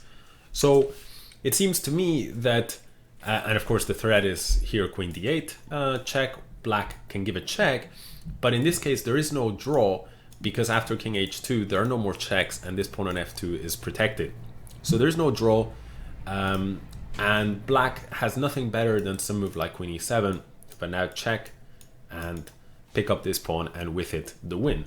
So the move queen f3 seems to be designed to stop this king e7 idea, and probably also king e8, because as you can see here, after king e8, queen e4, king f8. Oh no, maybe this is nothing special actually. Maybe black can go king e8 after all. Anyway, I'm not seeing this as too different, because it seems to transpose to lines already looked at. So I'm not sure. Although the engine now says queen e2, king f8, and bishop d4. And now, for example, there is no queen b5 line, so black has to go queen a4 in order to prevent this bishop g7, queen e8 stuff. And now white has this clever move, queen g4, threatening bishop g7, check, check, winning the queen. So black has to go queen e8. Now white goes check, and if king g8, now white goes something like bishop c3, and creates some pretty nasty threats along this diagonal. Some very sophisticated possible lines here. And I think, you know, maybe we were all being a bit too harsh when saying, you know, queen f3, you know, what a patzer, what a fool, what a choker. You know, I think that Fabiano, first of all, seems to have extremely strong nerves from what I've seen. And of course, the second highest rated player in the world for a reason. And maybe, you know, he just simply calculated that queen d4, king e7 leads to nothing special, but queen f3 creates a lot more practical problems. So, and actually, at first sight, the computer says queen d4 is the way to go, but after analyzing a little bit, queen f3 looks like a really nice try. And I think Nepomniachtchi is certainly not out of the woods. Wang Hao against Kirill Alekseenko. Well, the last time we had looked at this, we had said that I felt somehow Alekseenko had a great opening. He solved all his problems, but maybe, you know, simply taking over the c file here and going for counterplay, it was the most logical approach. The point being, after something like rook here, rook c2 hits this bishop, and if you move it to the most natural square, then rook a2 is a kind of an active way of preventing white from picking up this b7 pawn. And it seemed like the computers, at least at first sight, agreed with this approach, but Alekseenko took a little bit more passive of an approach, which you have to always be careful about. He went knight b6 and then rook b8. The idea with this knight, of course, it has no future in terms of forward jumps, but it does have this backward jump and then can reroute to d6, I think was the point. White went knight e5, and I'm not sure why not knight c8 here. Maybe there was some point. But black instead played knight d7, which is a very reasonable move, just saying to white, I acknowledge this knight is a very strong piece. So let's go ahead and get rid of it. But after bishop b7 here, f6, knight takes, bishop takes, and rook a5, I can't help but thinking that still black is a little bit on the defensive, a little bit on the back foot. These pieces for white are a bit stronger than for black. The bishop on b2 can quickly get onto a good diagonal. The knight on d2 is probably the most passive of the pieces, but it can reroute like this. Maybe in the future it can even jump like this. So I think the white pieces have a little bit more say in the position, putting a little bit of pressure on black, more than the black pieces are on the white camp. And here, certainly, for example, you don't really want to take, because after rook takes, the knight would have to move and then the pawn on d5 would fall. You don't want to leave this situation as is, because the threat is bishop takes, knight takes, and then rook takes, pawn on d5. So after rook a5, black went bishop f5 to deal with that. White put the bishop on a3, hitting the pawn on e7, and black played bishop f8. White now put the bishop on c5, hitting the knight on b6, and black reacted to that with knight d7. So you can see there's a definite initiative for white. Black is responding to white's threats and not the other way around. But whether or not that's going to be enough is a different question. Rook a7, keeping up the pressure, and here black makes a very interesting decision. It's potentially a very big decision, right? Up until now, the situation has been quite calm. In terms of the imbalances of the position, they each have the same minor pieces and the same heavy pieces on the board. They each have a symmetrical structure. You've got this chain of 5 and this chain of 5 here, and this 1 and 1. And the big difference in the position is that white's pieces are more actively posted than black's, and as a result of this, black is the one under a little bit of pressure, and that's why we say white has an initiative. However, after knight takes c5, which was offered, this idea was offered by, this possibility was offered by Wang Hao. Once Alekseenko accepts this offer, the situation changes quite radically, because first of all, now Alekseenko has the bishop pair On average, that's maybe a slight plus, nothing major. The knight is certainly potentially a very good piece in this kind of board. The knight can get to very good squares like d4 and a5 after b4 is played. Black, on the other hand, also picks up the center, but most importantly of all, the structure has changed such that white now has transferred that d4 pawn to c5, and with it comes the possibility of creating a passed pawn. I think that Alekseenko, he's probably considering now there's two major possibilities because the pawn is at risk. So there's two major possibilities here for white. The first possibility is to try and hold on to the pawn with the move b4, and the other possibility is to immediately advance. If you immediately advance, the idea is that after takes, you're pressing the d5 pawn, but I think here Alekseenko has no major problems. He'd probably play a move like bishop e6, just holding on to the pawn, and black has a great clamp on the b4 square, making this pawn, this passed pawn, it's not very scary. The black pieces are in good shape here, and the center is very nice. And if I were a betting man, I'd say that maybe black is even a little bit better here, although the game is closer to equal. So let's see what the engines say. Yeah, it says black is maybe a little bit better here, although the game is quite close to equal. So I think this line does not worry black, and there is no other way that I see of defending the pawn other than to play b4. Maybe there is some kind of intermezzo like e4, but I don't think so, because bishop takes c5 is an intermezzo in its own right. You cannot capture the bishop because the rook is falling. So I think b4 is necessary. Let's actually very quickly see. Wang Hao is still thinking, but I'm guessing b4 will happen.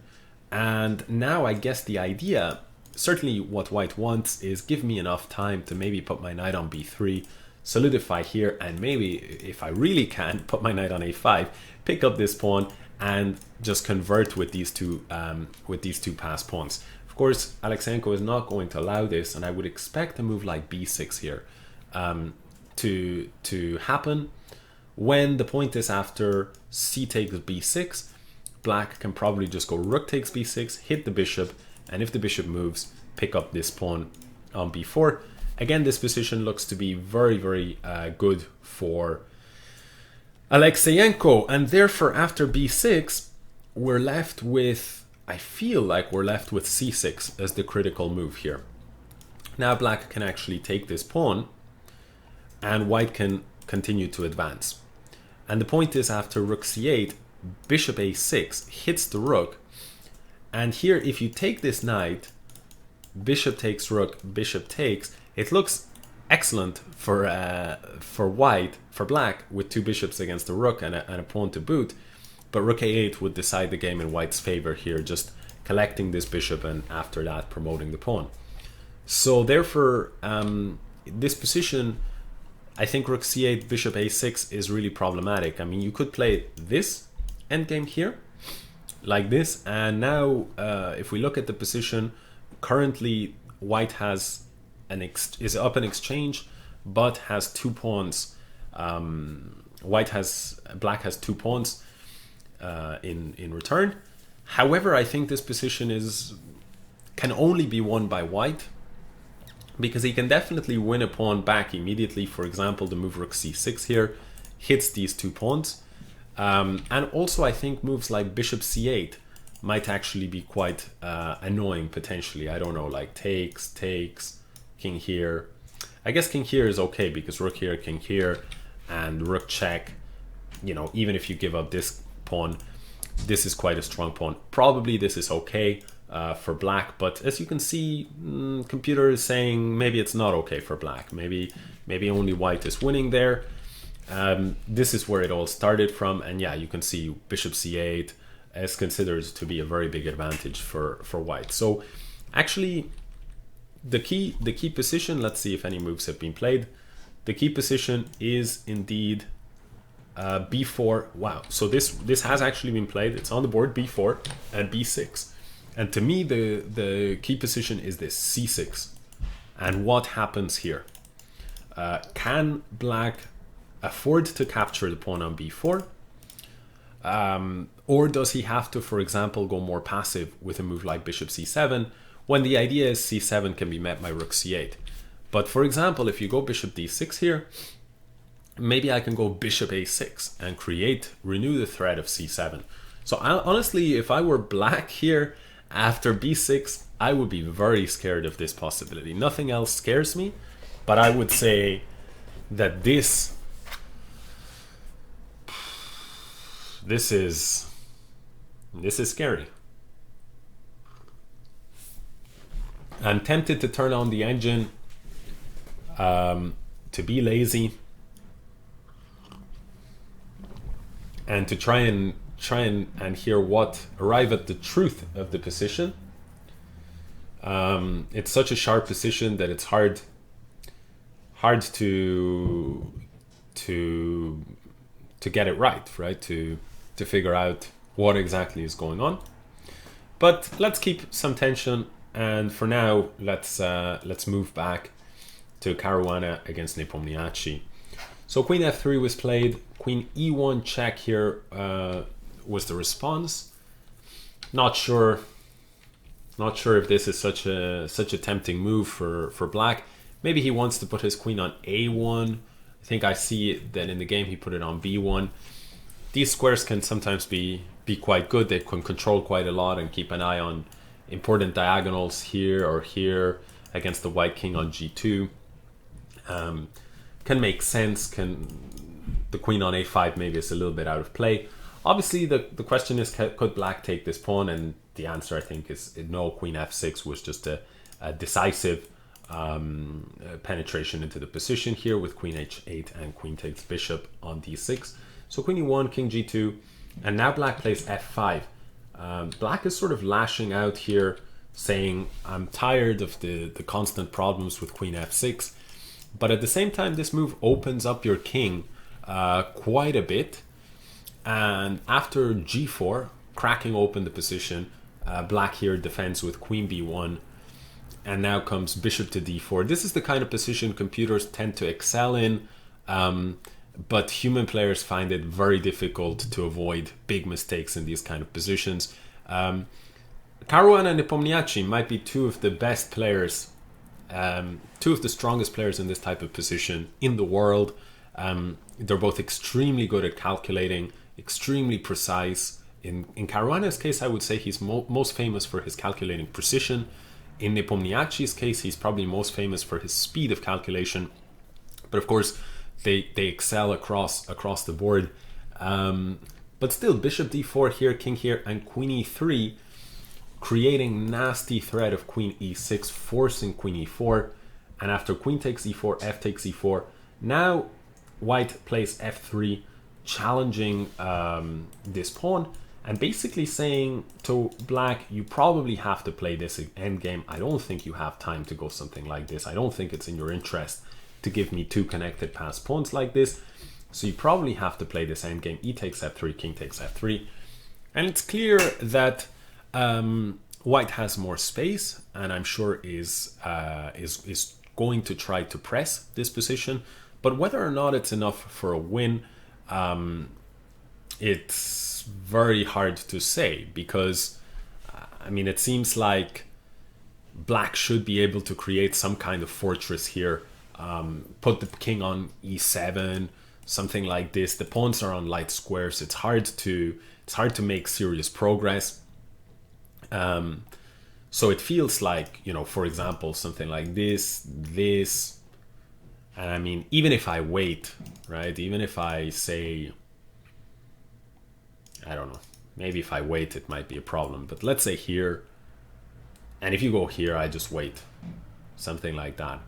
I'm not sure what your breakthrough is if you're white here. Like, unless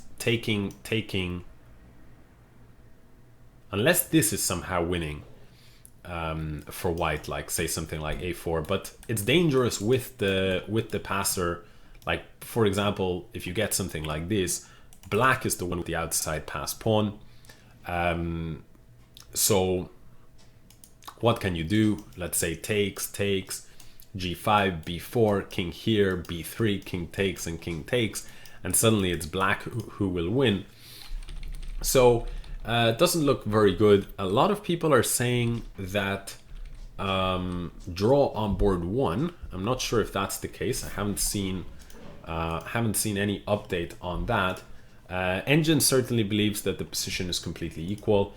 After queen f3, by the way, the game went queen e1 check was a good move, f5 was the best move, queen b1 was the best move. Nepomniachtchi is just a beast. Bishop d4, king e7 or king f7 here, queen e3, queen e4 check, necessary but good enough, takes, and f3 best move by Caruana, takes, and this endgame they both know. They don't have the doubts that I have, and I think they both know it's just a clear draw. So if people in the chat are saying board 1 was a draw, then I'm inclined to believe that that there's no bluffing going on. That's actually what's happened. Don't have confirmation from Lichess just yet, but the fact that the endgame is completely equal is quite a big tell. And these guys at this level, they know. I think they know these endgames inside out. So draw with this game, it looks like. And well, we'll leave it for now. Wang Hao against Alekseenko. This is the critical moment in Wang Hao, Alekseenko. And what's interesting about this is you've got Mr. Wang Hao on 5 minutes on the clock and Mr. Alekseenko on 8. 13 moves to reach the time control, extremely sharp position. And the big question is what happens in the event of the move c6.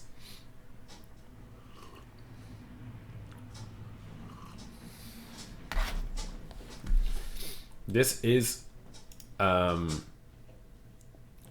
this is the big question for me.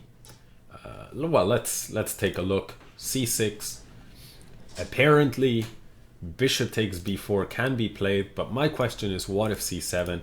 I was suggesting rook c8, bishop a6, and here I was missing that black has ideas like rook f8, and I also missed e4, d takes e4, and g4, which is just, I mean, okay, if Wang Hao somehow enters this if Alekseenko somehow enters this line and Wang Hao plays like this, then we can all just give him the crown immediately. Well, maybe FIDE is not going to agree with this this proposal of mine, but nevertheless, the point is, I think, you know, with 5 minutes on the clock, if you find this idea of e4, the point, of course, if bishop takes, then it's just that after this exchange, the rook is completely lost.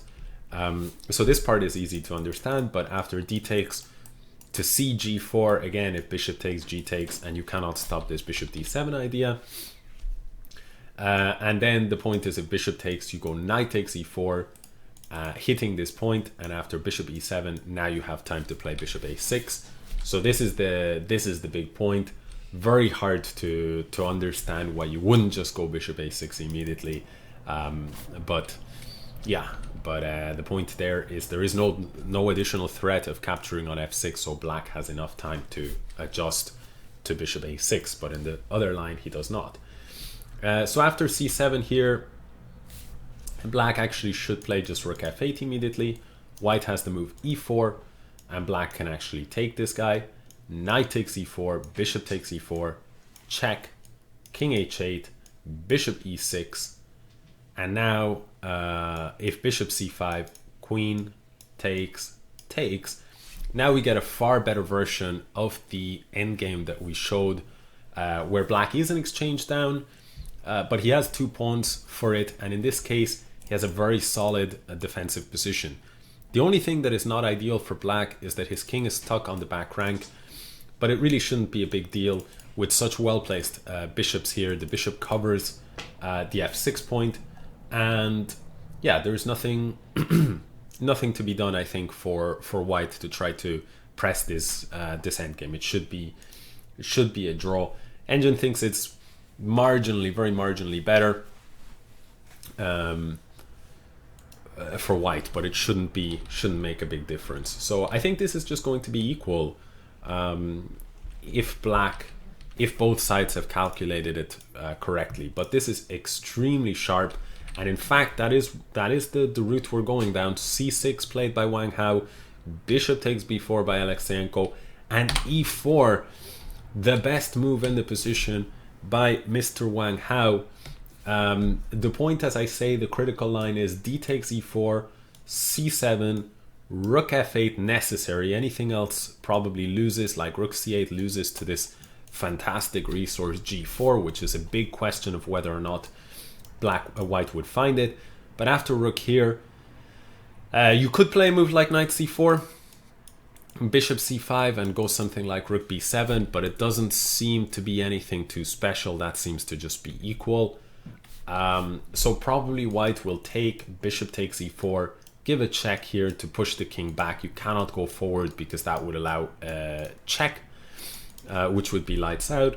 So king h8 here, bishop e6. There is no way to prevent queen. If you go, for example, bishop f5, queen, rook takes, bishop takes, then rook a8. And this is an endgame you really don't want. You much prefer to keep your bishop pair on the board, because otherwise you might struggle a little bit more to hold the draw with rook against bishop than with the rook and bishop against two bishops. The bishop pair is very strong for black. So you don't want that. Black should instead just play solid, recognize you have to give up your rook for this pawn, but at the end of it all, you put your bishop here, and with this setup like this, so solid, it's hard to imagine that white is ever going to break through with his king. The best chance that white has is to try to exchange these bishops and maybe put some pressure, like bishop to b7, but black just, he steps away with bishop c4, and white can try some ideas like maybe h4, put the bishop on c6, maybe at the right moment h5, but it's hard to believe. It's very hard to force these bishops off the board, and black will just stay solid, and he should, I think, just about be able to hold this position, just like this. But you can see it's a little bit uncomfortable, potentially for black. Certainly white has the free hand here, and I think we're not going to see Wang Hao losing this game. I think that we're playing for two results, with the most likely result being a draw. Okay, so what has happened so far? D takes e4. After e4, d takes e4, correct move here. Necessary move has been played. Now the question is, what will Wang Hao do? We're expecting knight takes e4, bishop takes e4, c7, and this bishop d7 idea, winning this rook, winning an exchange, but black will be left with two pawns to the good for the exchange, and more than likely a draw will happen. Here we left it the last time. We said MBL had made a huge miss earlier on here in this position. After knight takes a4, it was actually a big blunder, and MBL could have established the winning position with rook e4, and some beautiful tactical ideas centered around such things as, for example, b5, rook takes, rook takes, and when this position is just completely winning, the minor pieces for white in combination with the pawns and this perfectly placed rook on the 7th rank would have been too much, and you can see the engine will confirm that. A huge advantage, but unfortunately MBL missed his opportunity. He gave the check, and suddenly Grischuk was back in it after a rare blunder from Alexander Grischuk. e6 was played, f6 in response, and then we transposed into this double rook endgame, which is a little more comfortable for white, but not quite enough. Here, the best computers were saying that after rook d4, probably the best move for white, but still after rook d4 it should be equal. White tried the move rook d1. My guess is that there's some kind of trickery, like king takes, for example, rook e4 check, when king f6, rook f1 would be checkmate. So that's kind of a cute variation. And if king f7, then I guess rook check, and you really don't want some kind of position like this. I don't know if this is exactly what MBL had in store, but Grischuk wanted none of this. He went instead king e7, And the point is that now if you give this check, then I can take, and there are no kind of spider webs like that, and same for rook check, king takes. So white defended the pawn, but now black was able to go rook d8 and prevent this rook d7 check ideas. White went rook b1, and now black simply defends. Definitely a possibility here. I think Grischuk is offering a draw essentially with rook d1, rook d8. Although maybe after rook d1, Grischuk would say, I don't mind the check, and he would push, though I find that hard to believe. But seems like MVL still wants to achieve something. Rook b5 played, a4, and MVL does take a pawn. So he's up a pawn, Mr. Vachier-Lagrave, but on the other hand, he's lost a bit of coordination, and this pawn on a4 is suddenly a very dangerous pawn. You cannot... you cannot ignore that pawn for too long. Black defends on g7, white goes h6, and this I think is really an indicator from Maxime that he recognizes this pawn is a bit too strong to be able to, you know, let's say, I don't know, go rook here, and maybe you can play like this, I don't know, can you push, yeah, a3, rook takes b7, king f6, something like this. But you can see, you know, white has to at some point attend to this pawn, a2, rook a1, rook b8, and rook b1 is in the air. If you go passive like this, then rook b2 looks quite nice for black. So e7, rook b1, rook e1, takes, a1 queen, e8 queen, such a mess, queen d4 check. And white has to block with the queen. Queen takes g4. And in the end, the position is equal.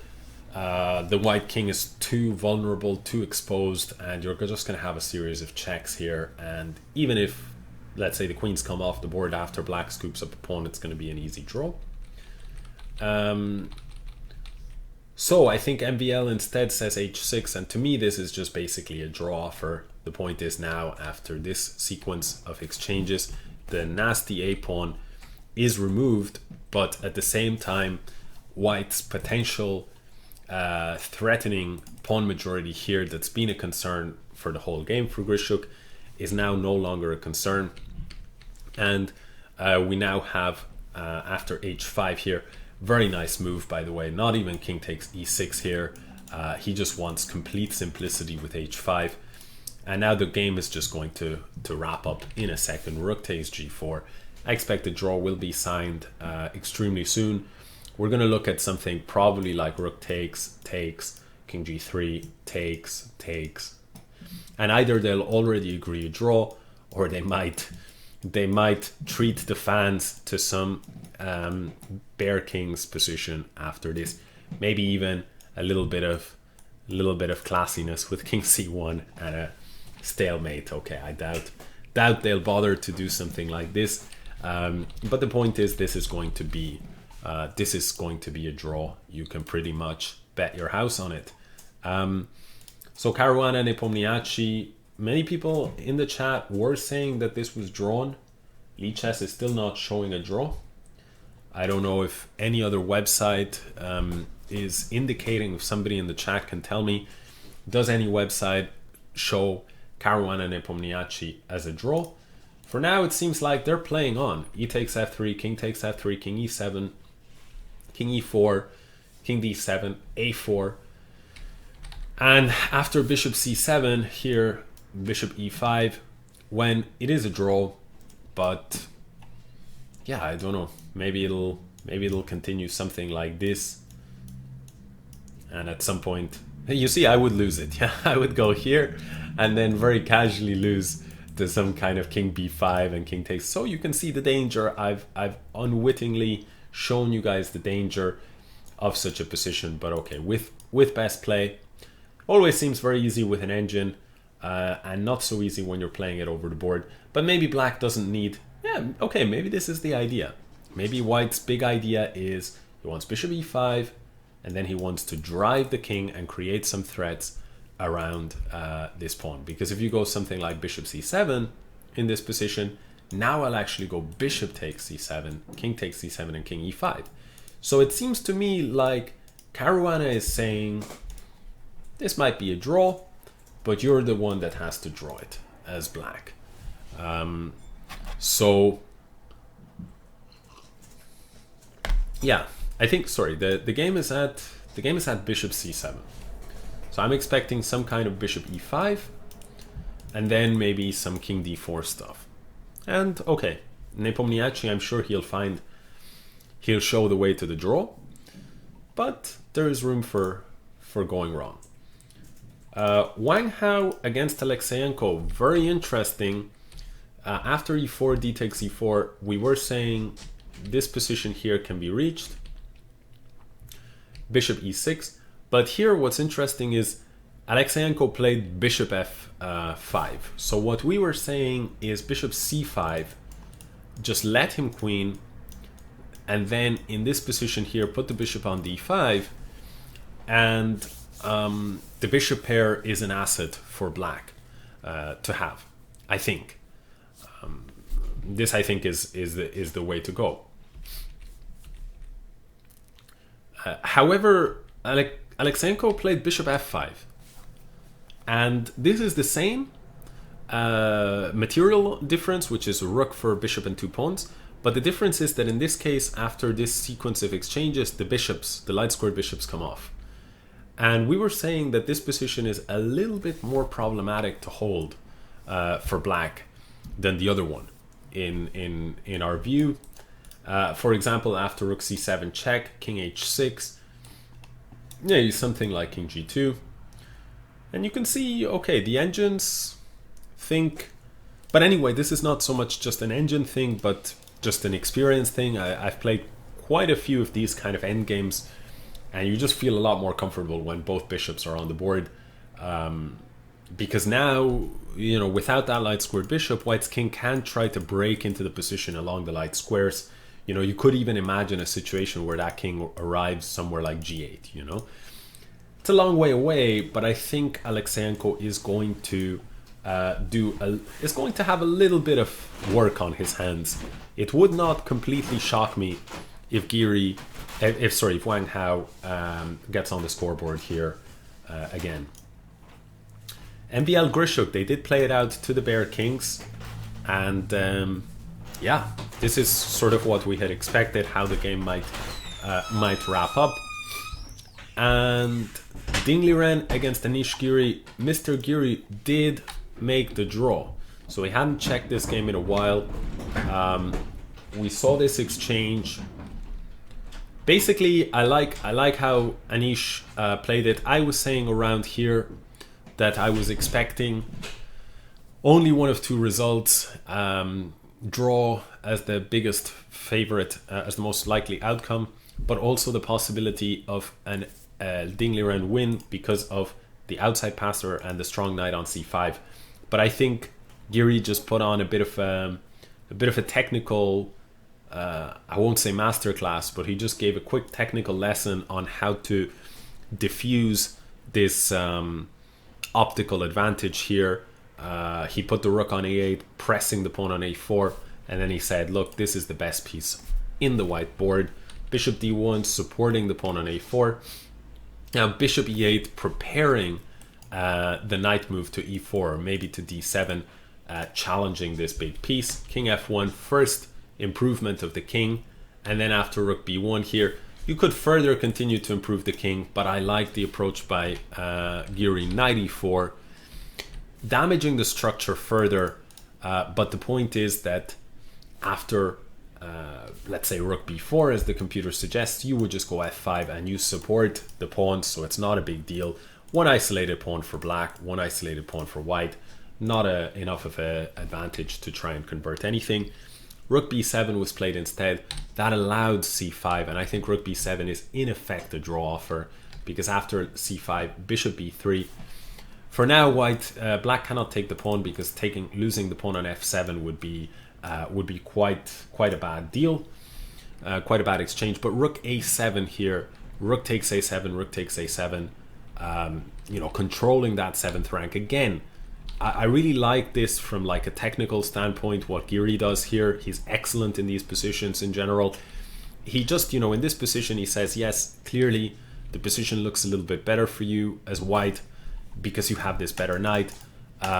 But I'm just gonna, you know, I'm first gonna challenge your best piece here, right? So what I'm gonna do is first I'm gonna lock down your claim to fame with this isolated, with this passed outside pass pawn. Then I'm gonna solve the problem of this pressure against my bishop so that I can now move my knight. Then I'm gonna improve my king placement. And now I don't really necessarily want to go to e7 because I run into some checks. He could do it, but why bother? Now that you're worrying with this bishop, you're worrying about the pawn on a4, you're no longer covering the e4 square. I'll challenge your best piece, which is your knight on c5. Once that knight leaves the board, you now have your rook on b7. That's suddenly your best piece. I'll challenge that piece very soon. First, I'll play c5 in order to threaten to capture, and when you deal with that threat, now I'll challenge your best piece in the form of this rook. No way to escape that challenge. If you go here, I can always just challenge it back. So he takes, and now you don't have time to take this pawn because this one will fall, and that'll be equality. So white goes king e1 in order to try to make something of it, and black here could already go rook a5. But Giri says, I understand you're not actually threatening to take this because I can always take here. The point is, if I take here immediately, rook a1, and this pin would cost me the game. So black says king e7, rook now goes to a1. Again, Ding doesn't seem to want to immediately sign the draw with with rook takes c5 and bishop takes a4. So he plays rook a1, fair play for Ding's fighting spirit. But again, very nice play here from Giri. He just wants that draw. He's guiding the game towards that c4 here. If you take, again, it's an instant draw once these pawns come off the board, so bishop c2. But now the c5 square is vacant, and the king is going to establish itself on a pretty active position. White gets there, king c3. Certainly white does not want to allow even more activity from the white king, so it makes sense.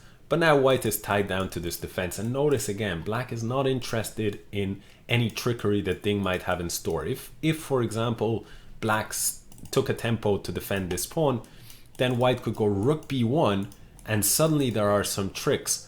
If bishop takes a4 here, rook comes back to a1, and there are serious problems, king b5, when everything comes off the board, and you actually lose this endgame because the white king is too near to the pawns. And if you don't do this, if you just go passive, then white can go rook b4 and create some serious problems, while if you defend the pawn, now I can either chip away at your structure with g4, or I can go rook b5 check and then start moving my king in. And this is the way that you could potentially lose a game. But again, masterful play from Giri. Rook a6, he understands rook b1 is the threat. And now the point is, if rook b1, now I can take the pawn. Because now if you go rook a1, bishop b5, my rook is no longer on a7, so I can actually defend the rook, and I simplify into a draw. So after rook a6, Ding tries to move g4 here, and again, fantastic play here from Giri. He goes g5 and he locks down the situation on the king side, and he also creates some potential problems with rook f6 down the line. Pawns on dark squares in general are good when you've got the light squared bishops. White pushes here, and again forcing Giri to find the only move, which he does. Bishop c6. Okay, not a difficult move to find because it's the only good way to defend the pawn. If you went something like king d5, now white could push forward with king b4 and dominate your king, and at some point or another this pawn would fall, you know, some check or whatever would at some point happen. So bishop c6 found, and now at this point Giri has solved all the problems in his position. Fair play, as I say, to Ding for creating some practical problems against weaker players. He would have probably fished successfully, let's say, but not against Giri. Rook a2, rook a7, rook a1, rook a6. At this point, Ding basically recognizes there are no more tricks left in the position, and this is a draw. So very nice game. Okay, by the way, in case people are wondering, king d5 and draw sign, this is actually just I think the players starting to put the kings in the center of the board. Usually they put them here, so I don't know why the king is on d5, but I assure you that no king d5 move was played in the actual game. So Ding and Giri draw. Boring game when looked at superficially, but I think there's a lot of beauty and instructive value in the handling of the position by Mr. Anish Giri in particular. As I say, kudos to Ding for creating some problems to solve, but yeah, fantastic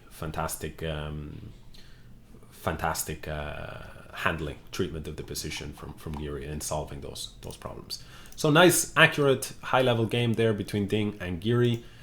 Another very accurate game between MVL and Grischuk, with one super notable exception here. Some high-level modern chess, of course, on display, with some very weird stuff. I mean, we are not used to, like, when I grew up, and I'm not that old, right? I mean, I'm 32 years old,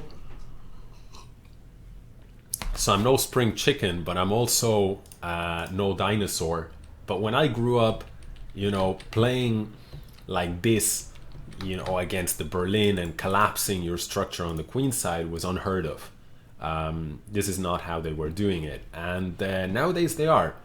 And actually, you know, chess has become very concrete. And what's interesting about this game is that Grischuk was caught out a little bit, because MVL Nakamura 2018 as well as Giri Nakamura 2019 featured this exact position, but Grischuk, who had an hour and 43 minutes on the clock here, now burns almost an hour of clock time with knight e7.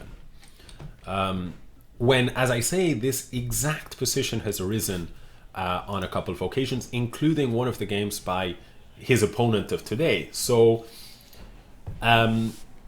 yeah, maybe Grischuk simply forgot. There's so much analysis to remember these days and so many games to remember that the limits of human memory means that you know, even if you've seen it, which I'm sure Grischuk had seen it, you might just not recall it. So here he went into the tank, he burned a lot of time, h4 happened, now knight d5, giving up this pawn. Fascinating idea against the Berlin, and he really created some very serious practical problems with this pawn sacrifice. Grischuk did find all the right moves, but it cost him a lot here. He's down to under 10 minutes. And what happened was that after rook f1, again, Grischuk continues to play perfectly. Rook g6, amazing play by Grischuk. I absolutely love his handling of, I played the Berlin myself. I absolutely love his handling of the Berlin defense. He's one of the world's greatest experts from the black side. And but MVL is one of the world's greatest experts from the white side. And here really there was a battle of two titans, and everything was going fantastically. They're holding a balance here with very complex play. But suddenly, with under 10 minutes to go, Grischuk starts to falter a bit. Here, MVL also, in pressing Grischuk, started to falter a bit himself, I think, because after h5, for example, he allowed bishop e6, after which only Grischuk had the better chances here, because, for example, takes, you can see the evaluation is rising in favor of black. And it's, you know, the point is the structure, the material is currently level, but the structure is very bad for white. And with reduced material, you know, black is going to start scooping up pawns very, very quickly if white is not careful. So I think here, white would have been at big risk of losing. For example, rook here, rook d8. And the point is you cannot take these pawns because you drop your bishop to this fork. And if you go bishop g5, now black goes rook d7, holds the fort here along his second rank. And he's going to start trying to scoop up one pawn after another. But Grischuk, with 2.5 minutes on the clock, does not find this resource, instead playing the move rook h6, and after g4 there followed rook h8, and suddenly already some pressure. Black was down to only moves in the form of bishop e6. He didn't find it, he went for knight takes a4, and here was the killer blow available to white. If white was a computer, he would have found rook e4, and with it he would have clinched the game. The point is, after a move like b5, holding on to these pieces, rook takes c4, b takes c4, and rook takes f7, is actually just a crushing final position here, something like this. And the point is, you might be down in exchange if you're white, but you've got 3 passed pawns and incredibly active pieces, a better pawn structure, and black's king is in trouble. So the position is actually hopeless for black. And if you don't play b5, if instead you play a move like bishop e6, not rook takes a4 when bishop takes, pawn takes, and rook takes h5 is, as the engine shows you, absolutely fine for black, but rather knight takes e6, f takes e6, and this killer blow bishop g5 check, king e8, rook f3. Only move to find all of this. Not obvious at all, obviously. The knight is hit, and if you try to say drag the knight back, this is the critical point. Rook ef4. My threat is rook check, and sorry, not rook check, it's rook f7 and rook e7 with domination there along the 7th rank. And it turns out black is completely powerless to stop this. For example, if you go knight d7, there comes rook f7 anyway, knight takes e5, rook e7 check, king d8, rook takes e6 with a discovered check, and the knight is falling. And you can try anything you want really, but at the end of the day, you're stuck here. If, for example, your pawn was already here, you had this position, you might try some scrambling here, you know, something like check here, and if rook check, king b7 would be fine. Even this would be lost because these two connected pass pawns are too strong. But without the pawn here, if you try to scramble like this, it's much worse because the check comes, and then if you go here, this check comes, and then after takes, king here, rook takes. And amazingly, you can't even stop getting checkmated. All your pieces are stepping in each other's toes and there's nothing to do. If you had 2 moves, you could move the knight and then push the pawn and create some kind of escape square. But otherwise, it's actually just checkmate. So there was a beautiful opportunity, but it was missed. And bishop a3 was played. And as a result, we got into this rook and pawn endgame. And it was ultimately drawn. Some slight more trickery for white than for black, but Grischuk, it made easy work, made it look easy to solve his problems, and then h5 just forcing off the last of the pieces, and just they played it out to the bare kings, and that's that. Wang Hao against Alekseenko, also drawn. Interesting. I really thought Wang Hao was going to put some pressure on Mr. Alekseenko in this particular position. Yeah, for example, h3, if f5, king g2 maybe, if e4, can I do something? I don't know, rook f7. Maybe it's nothing, but b5, can I go f3 here? What does it say? E takes, king takes. Maybe this is simply nothing. b4, rook b7, bishop somewhere, g4. I guess that in order to try and make progress into the position, it's too much. It's actually too much, and probably this is even just a draw. Rook takes b3 is a draw, exactly. So these guys, again, they know their end games far better than I do, and I have to apologize to Kirill Alekseenko, who I'm sure will thoroughly appreciate my apology. He'll be reviewing the Lichess coverage tapes later on, and breathe a sigh of satisfaction and relief when he hears my apology for saying that his move bishop f5 was maybe not as precise as bishop c5. In reality, he just knows the endgames better than I do. Of course, I'm joking that Mr. Alekseenko will be too concerned with this, but yeah, but as viewers, it's interesting to learn that this position here is actually apparently just a very straightforward hold. What I was not so aware of is that if you play something like this, the point is black, I guess, gets his structure like this. You can never, as white, move forward without problems on f2. And if you get rid of these guys, although the engine at first sight seems to think, oh, this is something, in reality, the point is you can just sit around and wait as black. And the only way you're really going to make progress as white is to at some point chip away at the structure. But here we can just take, and then after takes, you can actually just dump this pawn and even this position is a table-based draw. So of course, if it's a draw with this pawn on the board, without this pawn on the board, it's certainly going to be a draw with. So draw, draw, and draw. And the only game that's left is also a very drawish game here. That is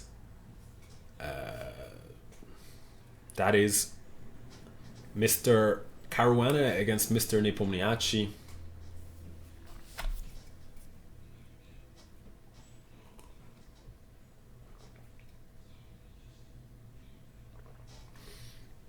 This is the one game that I don't think we're going to finish, because I was tasked with doing the coverage between 12 p.m.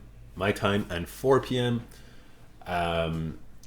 And now local time for me is 10 past 4. So I'm looking to wrap things up pretty much now. There is only this game, and I do think that Nepomniachtchi will show the path to the draw. So yeah, I think I'm gonna call it a day. I appreciate everybody who's tuned in. I hope you guys enjoyed this analysis. I myself will be back, not tomorrow, I don't believe, but I will be back at some point. I think in total I'll be covering 5 or 6 rounds in total. And most of the rounds that I'll be covering are the even numbered days, although it's not yet confirmed.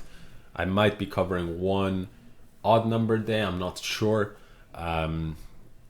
But yeah, most of the coverage will be done by a mixture of myself, and so some days I'll be on, and the other days Grandmaster Jonathan Spielman will be on doing the coverage. So between us, there will always be somebody on Lichess doing Twitch and YouTube coverage. Hope you've enjoyed it. Give me any feedback. Feel free to send it on. Yeah, if you have any suggestions for the stream, this is the first time that I cover the candidates. Always a bit intimidating to cover players of this caliber live. If you guys think I should be maybe using the engine more, using the engine less, sometimes I had it turned off and was sort of giving suggestions. Other times I had it turned on and it was following the lines that way. Please let me know. Yeah, so you can drop a comment down below. I think that this has streamed out to both Twitch and to YouTube. I have to say I didn't so much look at it on follow the action on the YouTube channel, on the YouTube stream. But hopefully you guys enjoyed it. Yeah, okay, so that's it from me. I will see you guys again in a few days. And hope you guys enjoyed the round. There wasn't too much bloodshed today, but definitely there was a lot of high-level, high-quality games, as is to be expected.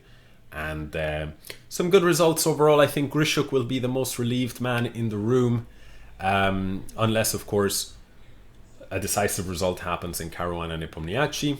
Overall, I think Alekseenko played a very solid game against Wang Hao today. Deserved draw, although at times I felt he allowed a little bit more life and breathing room for Wang Hao to put him under some pressure, but ultimately he showed that the pressure was not significant.